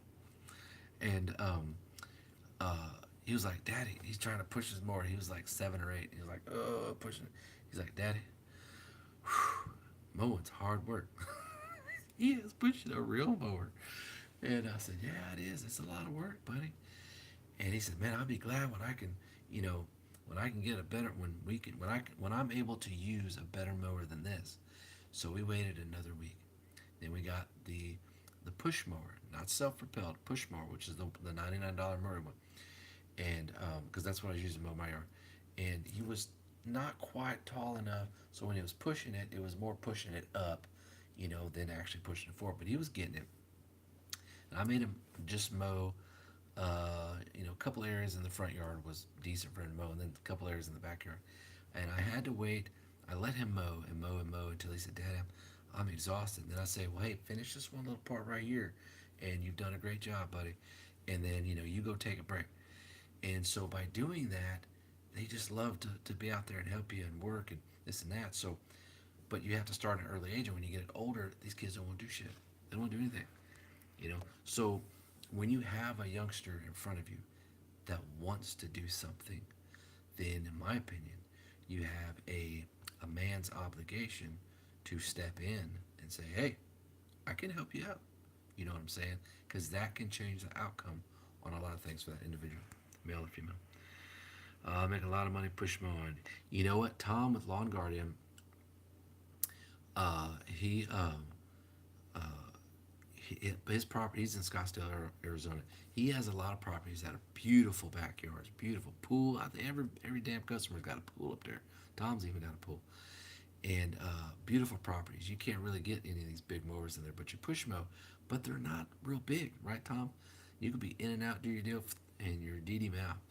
Oh my God, he said, I'm not sure what the dump fee will be. Okay, so Jason, that's true. So he will have to go and I can't talk too loud. Everybody's asleep now. He'll have to go and find out how much that dump fee is. So he'll give you that price, whatever it's going to be. I make good money push mowing too. It's harder work, but you got to think you dump about $600 to $1,200 for a push mower, make you $1,000 in a week. That's so true, Ashery.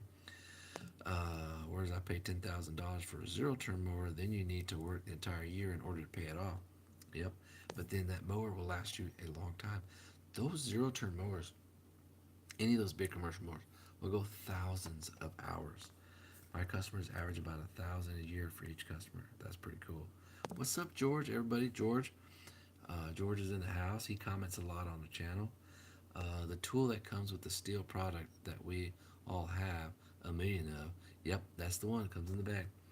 Pee Wee, $40 lawns, 4 times 4. That's right. Yep. Yeah, Pee Wee. My minimum is $40 for a regular size yard. My minimum, and then my corner lots minimum are 50. So when you're engaging in customer on the phone, and you're talking about the estimate. I say, man, I'm at my minimum is this right here. Anything outside of whatever that you do is going to be extra. Flower beds, bush trim, whatever. And and then you tell them, well, if it's overgrown, it may be a little bit more. And you can always ask, well, hey, when was the last time it was mowed, right?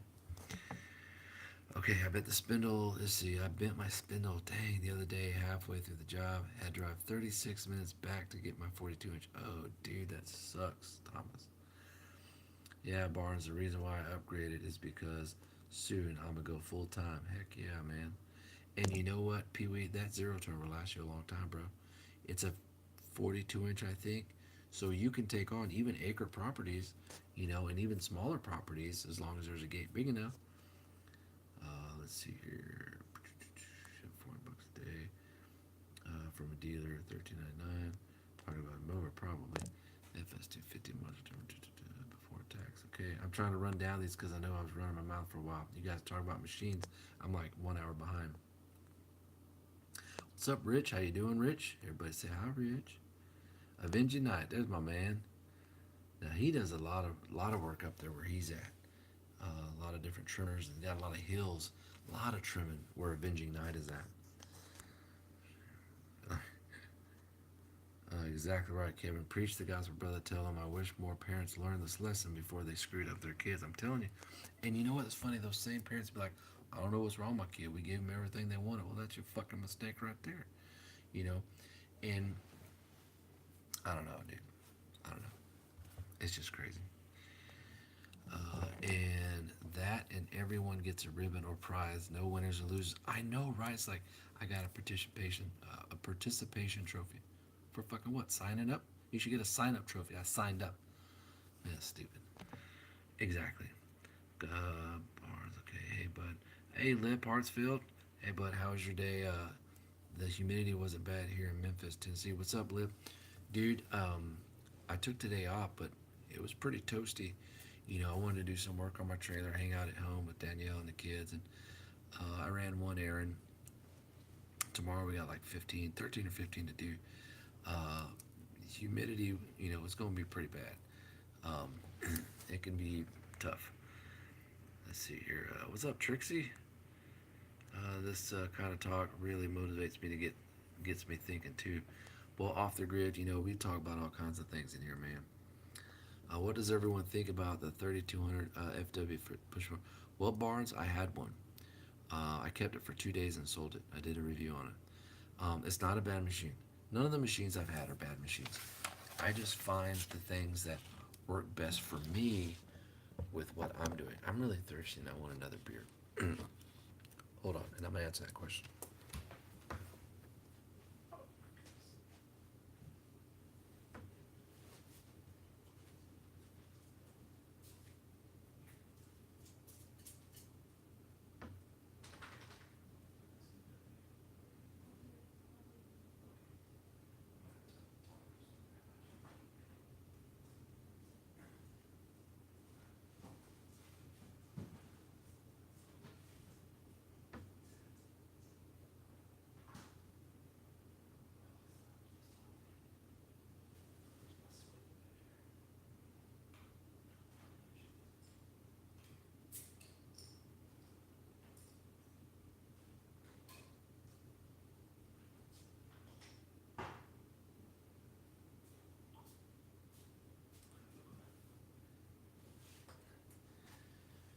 Okay, got another craft beer.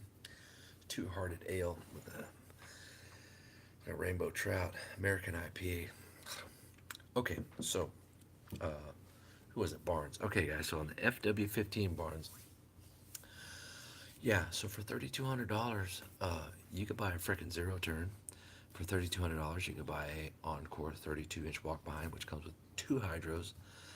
$3,200. You would have cash left over if you bought a Toro SS 3225. That's a 30-inch zero turn mower, one long ass blade. That's like 23, 2,500, and you still have a grand left over. $3,200 for the Ferris FW15 with one hydro, in my opinion, is not worth it. It comes with a 32-inch deck with um, all it is a push mower. That's it. It's not even a walk behind mower. It's a push mower. It's a push mower that's heavy as balls. Um, it's 200 and something pounds. My Kubota push mower was 125 pounds. The FW15, I think, was 230, 260 pounds. I mean, it's up there. Um, it cuts pretty good. It's got mad power. I think it's like 10 and a half horse or something like that. But the price, I think, is way overboard, and you're only getting one hydro. It does have forward and reverse. You can pull the pin to disengage that, so you can manually push it with ease. If you're trying to load it up a ramp or something. But I wish for $3,200 they had two hydros, because then you can control it so much easier. That was, I think I woke my daughter up. That'd be too loud. That's the reason why I got rid of it, because it's not a practical machine for me to do, these regular residential properties. That would be good for like corner lots, uh, bigger properties. I mean, you don't want to push an acre with it, but um, and I think now they might have a bagger system that's come out with it. But for $3,200, I would really spend that on something else. To be honest with you, expense exactly right, Ryan. I agree. You could buy a used standard. That's exactly right. If you want a 32, you could still buy a used 32. Man, I woke my daughter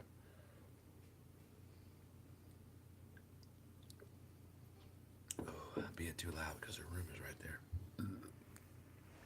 I've only pushed most of my thoughts are commercial wide.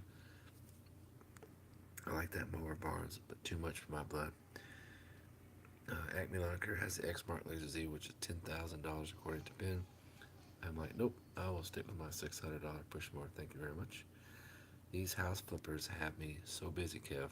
Well, keep staying busy, man, because when the fall gets here, mowing's gonna slow down, but you may have some leaf jobs coming up. 54-inch, brother. Holy cow! I didn't realize it was that big, Pee Wee. Dude, you could definitely do acre properties, multiple acre properties. That's awesome, man. Picked up another three properties after the belt incident. Excellent, Kevin. Good to hear, man. What's up, Swamp Fox? I use a 22-inch push mower, 42 and 54-inch deer zero turn. That's a nice setup, Swamp Fox. Large property is 900 square foot of grass. What's up? What's up, Willie? I use a Gravely 44. You know, the only Gravely I ever had, Ryan, was the ZT34. I bought it. The thing sounded like a rattle trap fishing lure. It was, I mean, it was residential. What do you expect? But it cut pretty good, but it just rattled too much. I sold it after like a couple weeks. What's up? What's up? Willie, what you up to, buddy? How was your day? We're talking about mowers, buddy. All right, let's see here. Let me catch on up with everybody's at. There's what? Bearing probably going out, but you grease your spindles. If you go with a wrench, you can replace your spindles, but make sure it's not a idler pulley failing because they do get bearings in them too. You grease them. Okay. You ever tried a Bobcat stand on or zero turn? No, Lip, I have not. But yes, I have. Because guess check this out. The Kubota stand-on mower is a Bobcat. And people say, well, it is a Bobcat. But actually, Bobcat doesn't even make lawnmowers. They don't make a single one. It's just a company name. The company in Wisconsin, Schiller Manufacturing, actually makes all Bobcat mowers. They make Kubota stand-on mowers and Kubota push mowers. Bet you didn't know that. They are the exact same. In fact, I have a cool video coming up soon. Can't tell you what it is, but I'm getting something in for my Kubota, but there's not one for it. But it actually goes to the Bobcat, so I'm getting that in, and I'm going to be having a phone interview with the vice president of a certain company in a certain department about this product, and it's going to be pretty cool because we're going straight to um, the individual who makes this stuff, who's over it being made, the technology, the making, the testing, the everything. They're going to talk about. You're going to hear this on video because I'm going to have the camera in my windshield like that when I was talking to the customer that one estimate. You won't see him, but you'll hear him and you'll see me and hear me talk. You'll hear the whole conversation. So you'll get to hear our conversation talking about the technology of that product, what it's intended to do, where they have evolved from that to that, how it compares to other products. You're probably wondering what the hell are you talking about. So that video is going to be coming up soon, um, and I think some of you guys are going to be interested in that product because I think it's going to be pretty cool. I know I'm interested, so I can't wait. And he's sending me blah blah for this thing. You ever tried? But no, as far as the other stuff, I haven't. But I know they're good machines. Make sure the blade is tight on the spindle. Yep. Make sure the blade. Yep, yep, yep. Ashley, how often do you grease your mower? Every three times per year. I'll check that out. I replaced blades last Tuesday. Rounded one bolt. Oh, that fucking sucks. One bolt replaced it, but then started happening. Oh man. What's up, Just Preston? Just Preston in the house. Hopefully, it just needs tightened. Okay. I'm actually a small engine mechanic, guys, but I do lawn care as a side hustle, so I can always help you out. I'll tell you right now, Ashery is awesome. Ashery, that dude is not only tech savvy, that guy knows a lot of stuff about just like digital tech stuff, and then he's real good about mechanics. 2 cycles, 4 cycles. I mean, the dude knows names about different parts. I'm like, dude, are you like? He's like the Rain Man of mechanics. He's pretty good. Buying backpack blower Friday. I'm in the air between a Steel and Echo. Just don't know. Well, Kevin, I've had a couple different brand of backpacks. I've had, and I've liked them all. I've had an Echo. Um, and what is it? The Echo 580. The Echo 580 BT or whatever it's called. I've had that. I like that. That had pretty good power.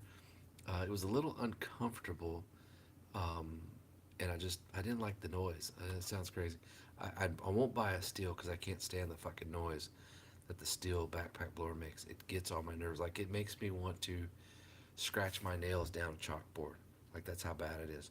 So right now I have 2 backpack blowers. I have the Husky 150 BT, which I've had for a couple of years, and I bought a couple months ago the Husky 580 BTS. That thing blows me away. So when we get on properties, we run both blowers and we're done like in seconds. But 150, the 150 BT is real good. Not quite as powerful as the 580. Pretty darn close. They're about the same price, maybe a little less. But it's real light and comfortable. The 580 BTS, a little heavier, but it's comfortable to wear too. Make sure you wear that weight up on your shoulders and put your straps down. That way, that relieves the pressure on the lower back. John Deere mower. It's all you need to try out. I've seen a standard that look like that. Bugatti of mowers, yeah. Thinking about buying a steel KM 91 combi. Just that's a pretty good system, man. Pretty popular too. That's awesome, Kevin. Okay. Standards used to be made by Wright Manufacturing, which is why they look similar. Oh, I didn't know that. I'm getting a brand new Honda for. When is it? When does your trimmer come in, Ashery? Do you know? 570 PTS. Honda's beast, man. Not much, okay. Uh, I rock that Weed Eater brand. That's weird. When I was a kid, teacher actually did that. Dragged their nails. Ooh, give me the chills, right? I may need to get into Husky. That Husky, try it out. I mean, well, you can't really demo that kind of stuff, but I went on, what website was it? Man, I went like on a website. I went to Google and I typed in Husqvarna 580 BTS and I went to like the shopping tab, and it was another company that had it, like a parts company or something, somewhere in some other northern state. It wasn't a lawn mowing place or anything, and I bought it for, you know, I don't know, $500 or something with shipping, and I love that thing, dude. It's nice. Friday. Oh, Ashery, I know you're excited about that.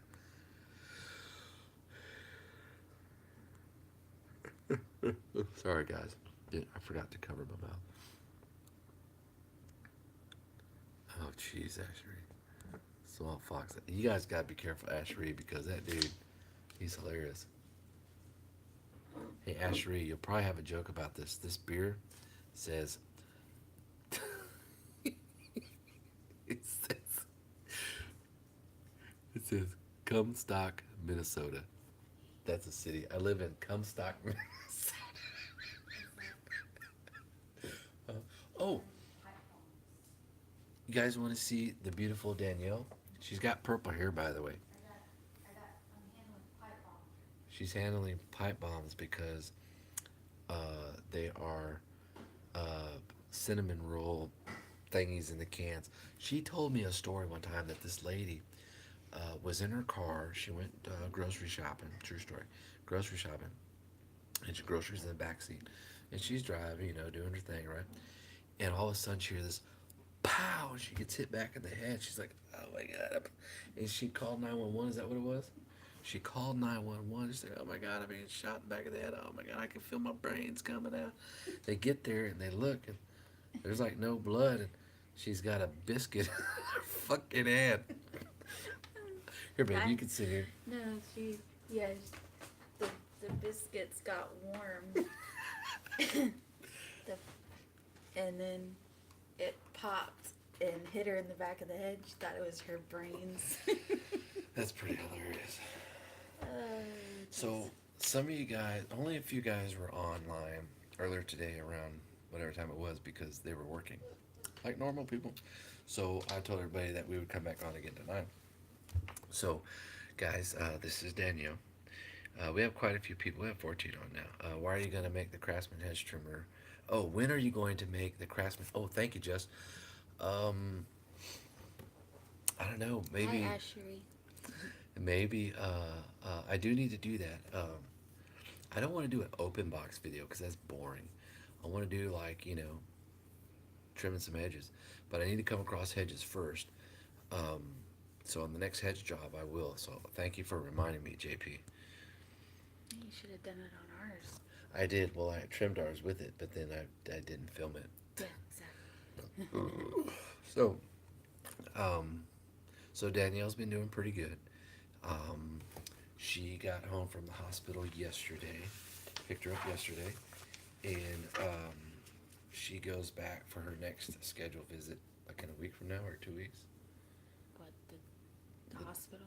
Yeah, like to go in for your next cycle, to start your next cycle I think on the ninth. on the ninth. Okay. Um, so that's a ways away. That's like 20 days away almost. That's the 21st. So when she goes in to start a cycle, how long you gonna be in there this time? 3 to 5. Yeah, So about five-ish. about 5ish days. So you're in the hospital, and they put all kinds of whatever the treatment is, the different type of chemo stuff, and the other things that go through her PIC line here on her arm. And so what happens is, one of those products may take like 20 hours. Yeah, one of them, this last time was 22 hours For for one. one bag. And then the other kind was um, 4 different bags. They did 3 hours, and it was like 10:30 in the morning. It took 3 hours, and then 10:30 at night. It took 3 hours, and then 10:30 again in the morning, 3 hours, and then 10:30 at Jeez. night. And then you're taking pills too, and all of that. Yeah. So Avenging Night says, make sure you keep Kevin honest, Danielle. Hey, oh, wrong bear. She does a pretty good job of putting up with me, I'll tell you that, because I got a few screws loose, guys.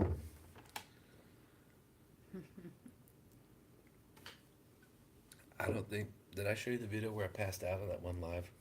Mhm. Yeah, I can't believe that. I It's mean, like, so the next time I went live, people say, hey, are we doing 5 hours again tonight? It's like, no, we're not doing 5 hours again tonight. We've seen what happens. Let's see. We've seen what happens. Kevin isn't honest. Drinks 6 beers and falls asleep at 5 hours.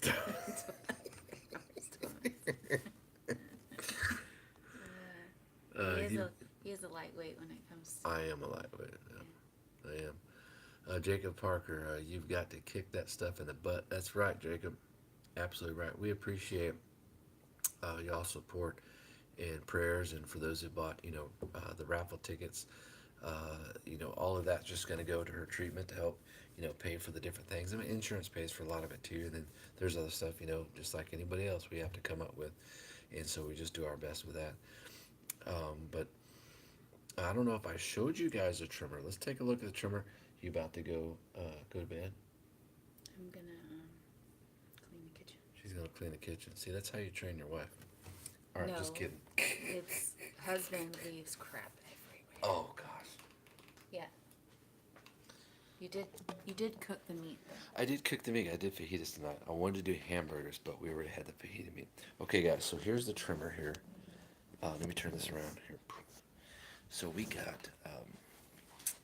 Here we go. We got the. All right, my screen was going out. See, and that's the 131. Oh, isn't she beautiful?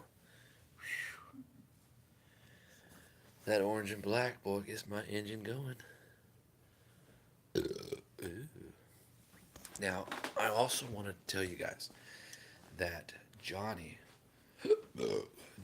with Johnny's Lawn Service in San Antonio just mailed me the steel AutoCut 26 or AutoCut C26-2 or AutoCut something. You guys probably know what I'm talking about. Brand new in a package. He mailed that to me today. We'll get that by the end of the week. That is also going with the trimmer. So when it comes in, I'll show you guys the package. And hey, we're also getting that trimmer head. So you have the 2 trimmer heads, which is pretty good. Oh, and I forgot. William with Lansdowne Moody also handed me 2 of these net gaiters by Farm Boss. So one of them's going to go with the trimmer. I'm going to pull another name, and they'll get this net gaiter. So that's pretty cool. And I think I have a couple other still in a package, steel net gaiters too. I got some hanging on my pegboard. I use Magellan and not steel, but I had bought those because I thought I was going to use them. So they're still in the package. We'll throw those in there too. We'll draw out a couple of more tickets, and those people will win that right there. Red Max does make good stuff. Thank you, Kevin. Appreciate that. Thank you, Justin. Dude, Barnes, that 131 is going to be a monster, dude.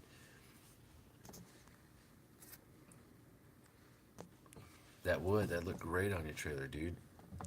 The 20, yep, the 26-2C. That's what it was. Auto cut. So that's real similar to the speed feed, which I have. I have a bunch of trimmer heads in a box. I did all experimenting. We did like 20 different lines, 8 different trimmer heads, different trimmers on it, all kinds of stuff. We did big time experiment last year.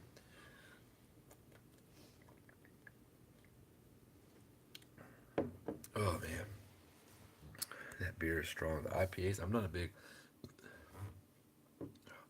IPA guy. I'm more of a light ale dude. That's right. That FS 131R is all about getting it on. It's all about getting it on. You getting it done. That was violent.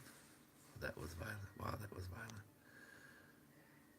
Okay, let's see here. I'm talking about ripping up the Everglades. We're talking poisonous steak shows up, loses his head, trophy from mama.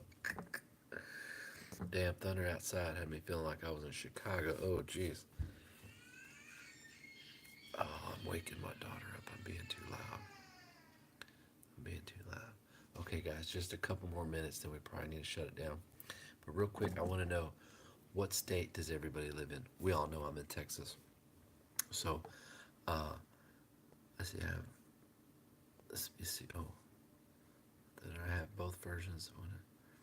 Nice, Avenging Night. Speed feed head, but Echo seems to wear out fast. That spring in the middle come through the plastic. Yeah, because they use softer plastics in their products, Jacob. Maryland, Pennsylvania. One of you guys, I think, is from Georgia or Tennessee, I think. Upstate New York. Georgia's up in New York. Ashery, you should play a white noise sound effect machine when you're for your baby. That way he won't wake up so easily due to noise. Well, actually, Ashery, Casey goes to bed with a little thing that plays like Beethoven music. Only plays for 60 minutes, then it goes out. It's a little nightlight too, enough to get her to sleep. Then she goes to sleep. But when you got like her daddy over here running his mouth, and her room is 20 feet over there, you know. I'd love a Cinnabon. Dude, why you gotta talk about food, man? I wasn't gonna eat. Now I gotta eat. I may have another fajita. Mid, how do you say that? Midlothian, Midlothian, Texas near Dallas, Tennessee. I knew we were in Tennessee. Tino, what's up, Tino? Man, I'm about to get off. And then here comes Tino. Tino's from Texas. See, mowers, women, and food, best topics ever. You shipped that trimmer out to me yet, Tino? If we pull your number on September 1st, I'll be glad to. Also, Tino, get with me whenever between now and the 1st, and then we can get you that ticket. I got you down for one. No rush, but I got a list here of everybody who wants tickets for the raffle for that trimmer, and then I need to do some shopping too for the giveaway that I'm giving for my channel. You said Florida. Man, I'll meet you halfway. Well, absolutely, Tino, because you're not that far away, bro. How much are tickets, Kevin? The tickets are $20 a ticket. For example, Thomas with the lawn care guy. I don't know if he's still in here or not. He bought 3 tickets earlier, so that's $60. So what'll happen is we pull your this right here apart. We'll go ahead and do it now.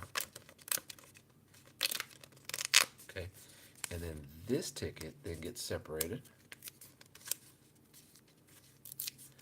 and then these 3 go in this bag right here. See, they all say tickets, so they got Now everybody's name's on them, so they'll go in here.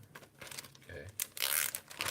Then the other three is normally would go to you if you were here in person, but just so I don't lose stuff, it goes in there. So what'll happen is when you buy tickets, you'll purchase the ticket either by PayPal or Zelle Pay, or if you want to mail it in, that's fine too. Then I'll need your name and phone number, so you would text me, and then I will send you a picture of your ticket that has your name, phone number, and the numbers on it. So when I pull your name, you know, you can, when I message you and say, hey, you're the winner, you have to send me back the picture that I sent you. That way I can match them to make sure I have the right person. Because sometimes some companies have the same lawn name, and the lawn name is what I got written on the thing and the phone number. But it's just to double make sure that I don't accidentally give it to the wrong person. Well, what's up, Aaron? Hey guys, if you haven't checked out Gilmo Lawn Service, he's got this one video up that totally blew my mind. He likes to do a lot of woodworking. I hope you don't mind me talking about you, Aaron, but I just saw you pop up, brother. Um, Gilmo Lawn Care. Here we go. He's got. Oh wait, hold on. That. Oh no, that's not it. Wait. Oh, no, that's not it. I spelled it wrong. He's got this thing. Um, he's got two long wooden handles, and at the end it has like these nails, one nail on each one. There is current, positive and negative, going through that. Then he's got like this wood, because he does woodworking. Got this wood, and then he puts a solution on it. Okay, and then he touches it with these two electrodes, and Ashery, you would love this, dude. And you can see the like what you would see lightning in the air. You're seeing that on this board, and it's just going all over, and it's giving that burnt lightning bolt look to it. It's the coolest shit ever. Um, let's see here. Let me find it here. Gilmo. Oh, I forgot the LLC. That's what it was. Gilmo Lawn Service. I got that part wrong too. Leave it up to me, Jack. There he is, rocking the red beard. That's what I'm talking about. Okay, so let's see here. He's got, or was that just a video that you sent me, Aaron? Um, was that like a private video, or was that? Well, you got one video. Maybe that's not it. Uh, he set something else on fire. Anyways, or maybe that was a video you sent me of what you had. I don't know, but that thing was cool as hell. I'll tell you that. Anyways, um, oh, it's on your personal channel. Okay, I didn't know that. I'll be in Houston in October. If you have some time to meet, that would be cool. Yeah, man. And just hit me up in October, bro. Just text me. And Houston is right up the street. I mean, like right up the street. You go like half a mile here in Houston, and of course Houston's so big, so it could be anywhere. But yeah, we go down there. We can, grab a bite to eat somewhere, grab a beer, whatever. Whatever you want to do, man. You want to go out to Lansdowne Moody and meet William, and see, the dealership out there. They're remodeling it right now. The Budweiser plant's right there too. Get fucked up by mowers. But anyways, but yes, Thomas, just hit me up, bro. Okay, so at the end of this video, guys, I'm gonna post the PayPal email address, the Zelle Pay email address, and my cell number. So if you have any questions anytime, you just message me. I can walk you through how to do that, or if you want to mail a check, you can mail a check. September 1st, we're pulling the lucky winner on that trimmer, and that'll be awesome. Then we'll figure out how to get it to you.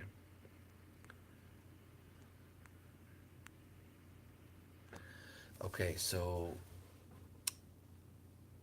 let's talk about one more thing before I hang up tonight. Anybody got something they want to talk about? Because I can't get off until I finish this beer, and I got that much right there. So anybody have any questions about customers, equipment, properties, advertisements, anything, movie game, Movie game. Dude, you want to play the movie game? Okay. You talking about the movie game like I used to play in the Army movie game? Is that the one you're talking about? Oh, I love the Army game. Okay, hold on just a second. Let me answer some of these. How do you prevent welding of trim line in the spooling? Change brands. Oh, but you know what? No, you're using the big stuff, aren't you, Barnes? Because you're using that big machine. That happens a lot when I use black diamond because it's a softer. I think what'll help you need a triple polymer. Have you tried the steel CF3 Pro? It's a triple polymer line. It's the toughest one they have. It's tough as cow's ass. You just can't shred it. Um, what is the what's the best brand you have that you like that you use right now, Barnes?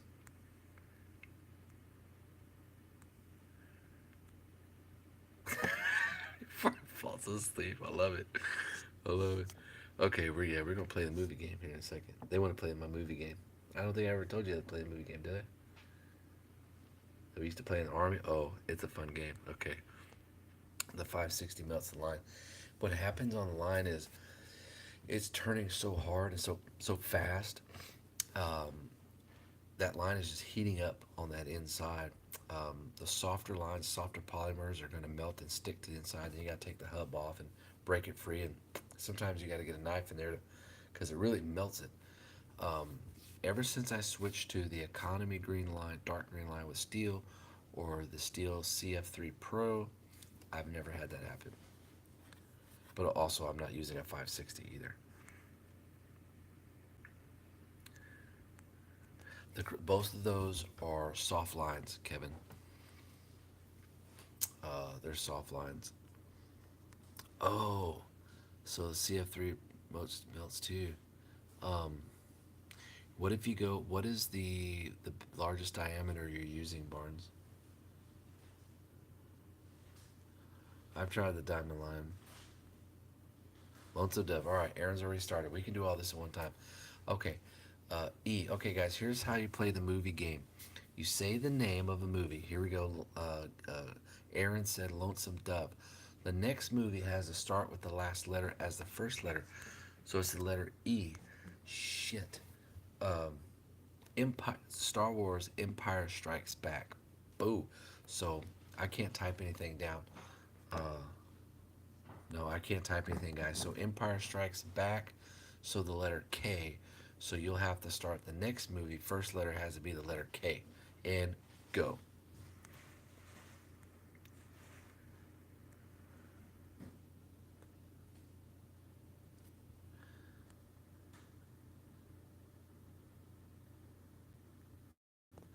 Uh, Hartsfield, I have the brand is Texas Trailer Supply.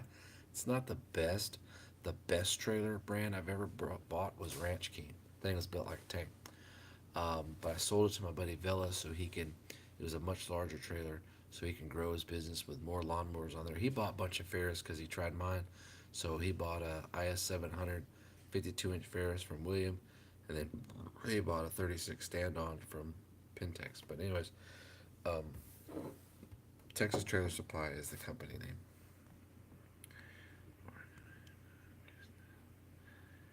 What's up, Jim? Everybody, Jim with Scout Lawn Care is here. 130. Barnes, do they make anything stronger or not stronger? Bigger than a 130, or is that pretty much the biggest? Oh, I gotta do the reenactments. Oh shit.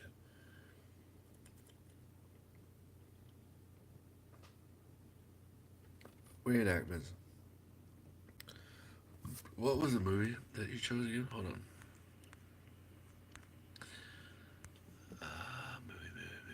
Start Lonesome Dove. Oh, dude, I don't know any scenes in Lonesome Dove. Like Lonesome Dove is not even my personality, dude. That was such a great movie, man. I grew up watching that movie a couple of times, and I think it was like the '80s, late '80s, early '90s. That movie was that movie's good, man. That's good.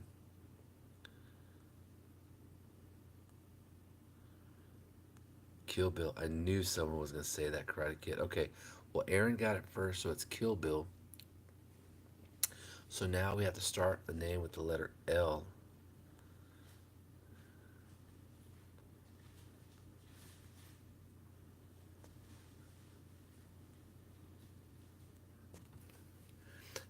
Rich said, was wondering what you think about a small Toro zero turn. I was currently using a Time Master, but walking is getting old fast. Walking is very getting old fast. The thing about Time Masters, and then they have another one, Time Master, and there's another one they have. It's like their next one up. And then you have the X Mark. They're like the same machines. They're heavy. Guys, those things are heavy. They're cumbersome. If you're going to spend $1,000, $2,000, spend it on something else. Don't spend it on something like that. You're going to walk behind. You're going to spend $2,000. Spend it on a big enough walk behind with two hydros that you can have a sulky on the back. If you get a sulky, I've had a couple different sulkies. If you get a two-wheel sulky, you're going to be doing this all the time. If you get a single-wheel sulky, I think Bradley Mowers or one of the other companies make an enormous, huge single-wheel sulky that you'll be tracking in the center behind your mower, and you'll be going over less bumps, and it's a smoother ride for you. So just keep that in mind. They do have an easy. They have one that you can press on it, lock it, so you can go in reverse and it won't spin on you. It's easy something. I can't think of the name. Oh, 130 is the biggest. Um, Man, have you tried contacting your dealer to ask them what you might be able to use, Barnes, on that melting deal? Cut cards for a poke. What the hell is that? Don't tell me that's a movie. No, because that didn't start with the letter L. Lionheart. Dude, Jean Claude Van Damme, every move was like, ah. He's doing the splits, the fucking, jumping up and doing the kind of thing. He was always screaming and, shaking, and, that whole imagery was big back then. That and Kickboxer and all the other stuff. Anyways, that's a good movie. Okay, so next one is T, Terminator, the Toxic Avenger. Oh, he got me before I could say Terminator. So the Toxic Avenger. So I had Raiders of the Lost Ark by Indiana Jones. Shit, Kevin got me with Rambo. Damn it. Oh, Ocean Land. Man, you guys are fast. Okay, so 11. Oh, how are you going to start with a fucking number? So it has to be S, because what movie starts with number? S. Uh, wasn't Shiloh Secondhand Lions? That was a good movie. So Secondhand Lions Alliance, also another S. Uh, Rocky. Wow, you guys are passing me up. Okay, so we're at Bloodsport. Well, I think we're all over the damn place. Rocky, Bloodsport, contact us still directly, and they said we have never heard of that happening before. Um, I don't know, man, because can you try a different trimmer head, maybe? Maybe you could try a different trimmer head. Polk residence, Scott. Scout. Here's some extra for your lady friend. I kind of know what you're going through. Uh, Jim. Hey, babe, come here for a second, please. Oh, wait, we ain't got to do that. Take my phone with me. See, I had two beers. I can't even think straight. Okay. Hey, Jim sent a super chat. I don't think you got to meet her earlier, bud. So, now, Jim has, hold on, where we're at. Here we go. So, Jim has Scout Lawn Care, and he sent a super chat, which is $20. So, thank you, Jim, for that. This is Danielle. She's got purple hair, by the way. Yeah, it's hard to tell. It looks black right now.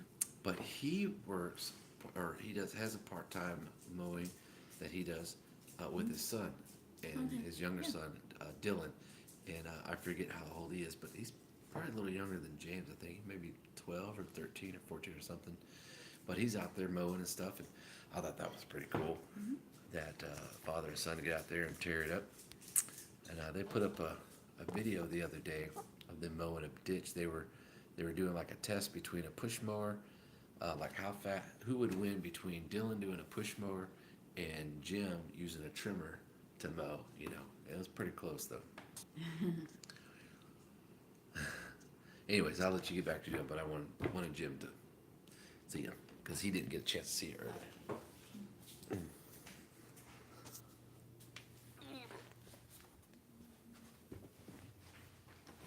Okay, let's see here.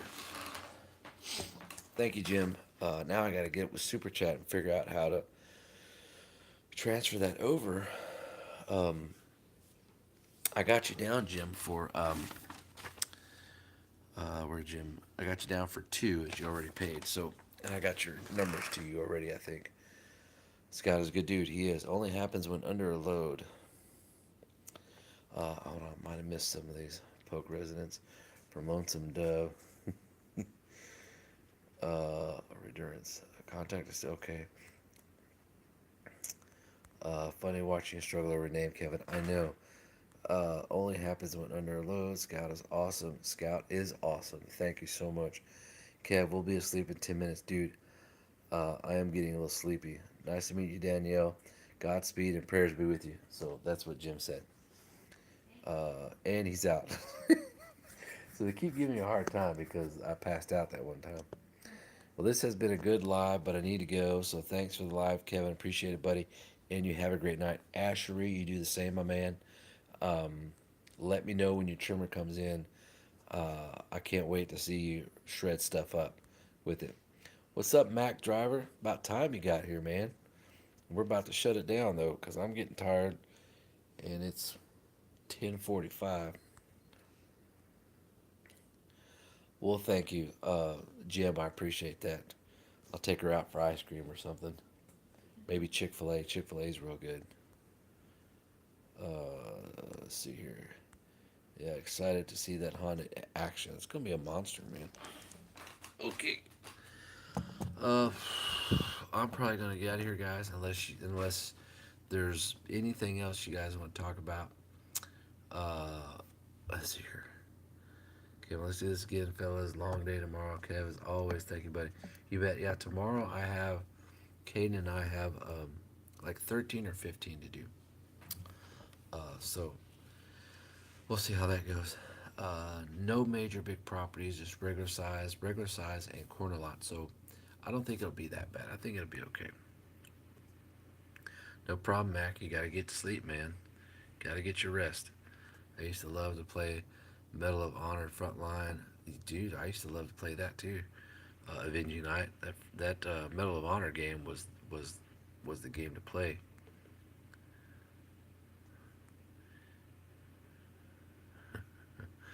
Yes, Rising Sun was good too. Stay safe, stay hydrated. What's up, Tyler? Tyler here from San Antonio. Dylan and I play a bit of Code 3 Team Deathmatch, but lately been so busy when I haven't been. I don't know what Code 3 is. Is that part of Fortnite, I guess? Okay, does anybody have questions before I sign off? Does anybody have questions? Thank you, Mac. You too, man. Does anybody have questions about the raffle for the steel trimmer that we're raffling off? That beautiful thing right there. For some, for some of you guys who just now got into uh, the live stream, we're raffling off a steel FS 131R on September 1st. All the proceeds that are raised from that raffle is going to go to Danielle to help medical expenses with her leukemia. So the tickets are $20 a ticket. So they're right here. And when this video ends, I will post in the uh, description section my phone number, my email address if you want to send money through Zelle, and my email address if you want to send it through PayPal. And if you want to mail a check, you can just text me or call me, and we can get that to you. All lines melt some if your gear head gets hot enough. That's true, Avenging Night. That's totally true. Did you hear that, Aaron? I'm wondering, Aaron, if you try a different head, bro. Um, what head are you using now on the steel? Kickboxer. We're still playing Kickboxer. R. R. What's another one for R? Uh, Remember the Titans. That was a good movie. That was with Denzel Washington, wasn't it? Yeah, Denzel Washington. Ooh, gotcha. Remember the Titans. So another S. Damn, this S. We're running out of S's. One of these days we're gonna do live video and all we're doing is the movie game. We're gonna be doing that shit like for fucking 2 hours. It's gonna be funny. I'll have to write down all these names because then I'm gonna be like, nope, You can't use that. We already used it. We already said it. It's gonna be fun. 52-2, the big one. Okay. Man, you're using such a huge uh, trimmer head. I wonder if there's different ones you might be able to use. Maybe it's just because it's so much power that it's delivering. Saving Private Ryan, that's another good one. So now in Never Ending Story. Story, Y. So now we got to go to Y, the letter Y.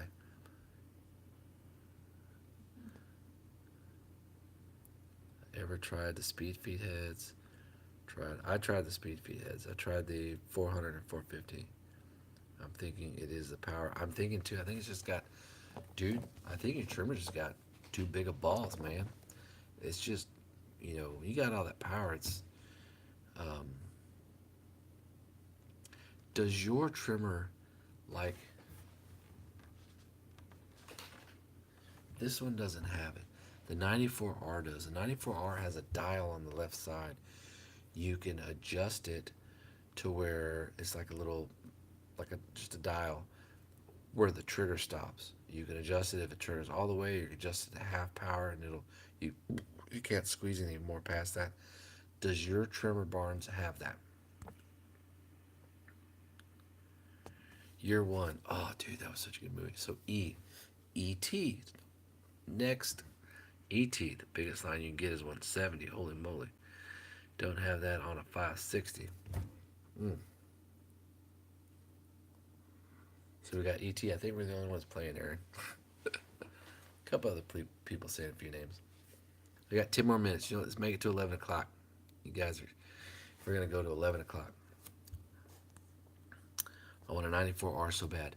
Jim, the 94Rs are great. I have three of them. I bought one last year, and I had before that I hadn't had one before. I think it was like FS 65 or 85. I don't know, whatever it was, something. It was old, and it was okay. Worked pretty good. I found it, and actually it was at the someone had set it on the side of the street, so I picked it up, cleaned it up, and used it. And then I bought a 94R. Oh my gosh, here comes the yawns. I'll be passing out before long. But hold on, let's change this.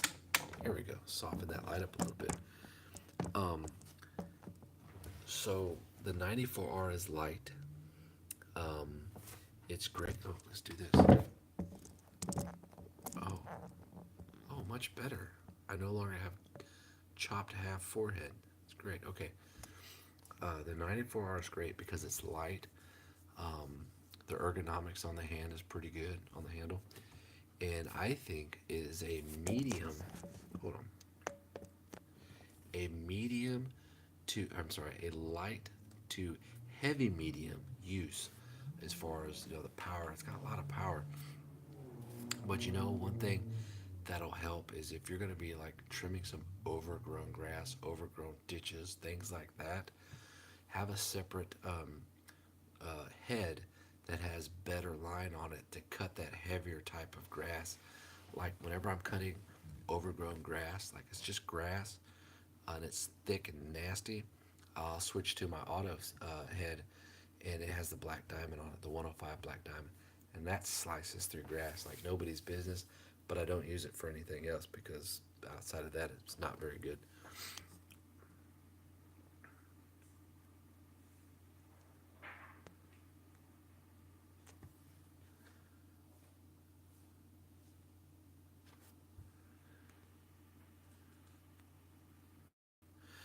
I haven't had. Hey, Eden, how you doing? I haven't had a 225, and I don't know the CC rating on each one, but I've had a 2620, and I'd say the 94R is just under the 2620 rating.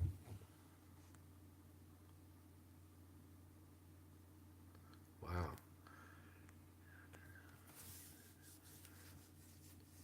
Okay, Aaron, I appreciate it, man. I'm gonna be getting off here in a few minutes myself, and Danielle's gonna be going to sleep soon. I may get a small bite of something, but I'll be going to bed soon. Rotary cord makes a ton of trim lines. I think the 225 is 24 cc. Um, I want to say, let's look. You know what? Let's look it up, guys. 94R. Let's look up 94R. Let's see. Let's Google this shit. All right. S Steel FS 94R specs. Okay. All right. So the FS 94 is 24. So if the 225 is 24, they're pretty close on that. 225 is well under 2620. Yeah, absolutely. I like the Steel CF3 Pro line for durability, but the Husky Titanium I hand loaded now seems to cut a bit cleaner with the tough of durability against concrete.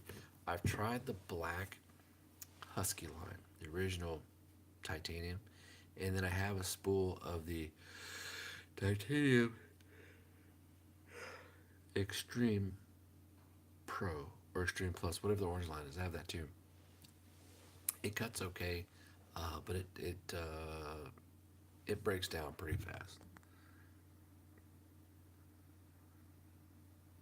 Oh, it's 21 cc's. Dude, I'm telling you, Vinci Knight knows this stuff. He's so quick.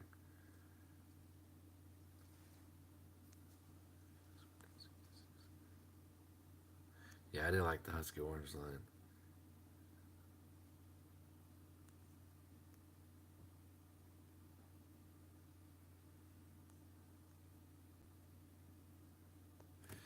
Yeah, man, I wish I knew, what you could use, Barnes, to where it won't keep melting inside. Um, might have to maybe try less power or something. I don't know. That's crazy. You got 5 more minutes and my eyes are getting heavy.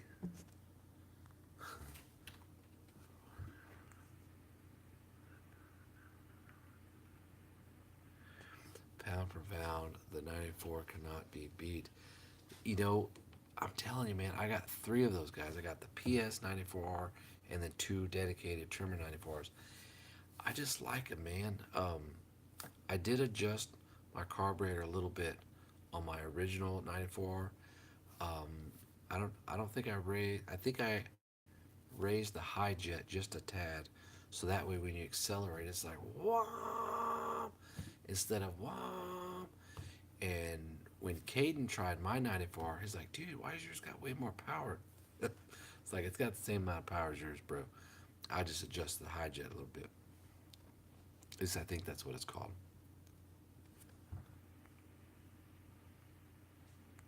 Yeah, you're right, Aaron. Black Diamond is the pits, man. Um, I did a couple of videos on that a couple years ago, and it cuts excellent, excellent. But edging or trimming around hard surfaces, it just is no fun. That's pretty interesting, Barnes. Yep,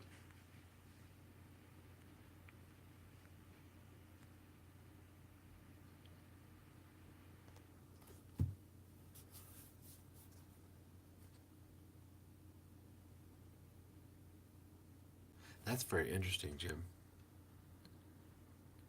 All right, Swamp Fox, glad you can join us. You guys have a good night, and we'll see you soon. Take care. Have a good day tomorrow. I used the black diamond now, and I kept up breaking only one side. Hmm. I have Echo 225 and used the black diamond 95. Oh, here you go. Come here. Line, it kept breaking only on one side. Hartsfield, when I was using black diamond, it always melted and broke off. It drove me bonkers, man. And the line would never want to stay straight. It always want to be twisted up. But you get these other lines that have multiple polymers in them, then they really keep their shape, and they don't want to get all twisted up.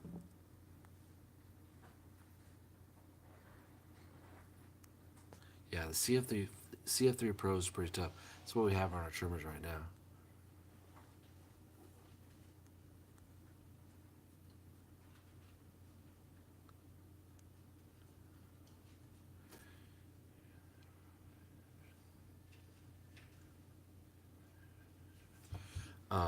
I would. You can get that same combi, Jim, in a 94. I have the 94 in the combi as well as two dedicated 94 trimmers. But Echo makes a good PAS system too because I had that as well. I had the 2620 and I really liked it. In fact, on the Echo 2620, the pulp printer that comes with that is a bigger chain. It's like a 3/8 chain. I mean, it's just a thicker chain on the pulp printer for the Echo than it is for the 2620 PS than it is for the 94R uh, PAS. And I bought even on my 94R, I bought a larger sprocket, a larger chain, a larger bar, and upgraded that. I spent like, I don't know, maybe $75. And the chain still wasn't as big as what's on the Echo pulp printer. So if I had a choice to use the Echo pulp printer in this hand or the steel pulp printer in this hand, I would choose the Echo because it's the bigger teeth, the bigger bite, and the 2620 is more power than the 94R. So when it comes to edging and hedge trimming and all the other things you're going to be doing, the Echo 2620 PS is top notch. My uh, second purchase would be the 94R PAS. And if you do a lot of, yeah, think about this. If you do a lot of flower beds, like re-edging flower beds, Echo has an attachment called bed redefiner. I had one of those too. Uh, those do really good. I don't think steel has anything like that.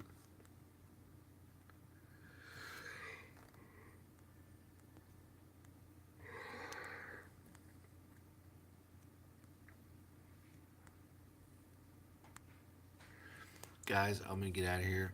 I'm getting sleepy. It's 11 o'clock on the dot. I appreciate everything. Danielle's saying bye. She's saying good night. So we appreciate everyone's support, even the folks who have already signed off and getting some rest for tomorrow. We appreciate the conversation. I appreciate that. I enjoy getting to know you guys, talking to you guys, talking about different things, doing the movie game. The movie game is an awesome game. I love it. And one of these days, we're going to do a raw video and we're going to talk about whatever and we're going to play the movie game as well. You will like it both of them. Still offers. They do offer the bed refiner. Okay, I wasn't sure. Thank you, Barnes. Good night, Aaron. Good evening, man. Good night, guys. You guys have get some good rest. Work hard tomorrow. Drink lots of water or whatever it is you're drinking. And I'll probably we got so much to do tomorrow. I'll probably do maybe like a lunch video or something and post it up. And maybe we'll come across something cool worth filming tomorrow. I can do a little short film or something. We'll see. But other than that, we got that tomorrow. We got landscape Friday and Saturday, and then more landscaping on Sunday. So, anyways, you guys take care, and we'll talk to you soon.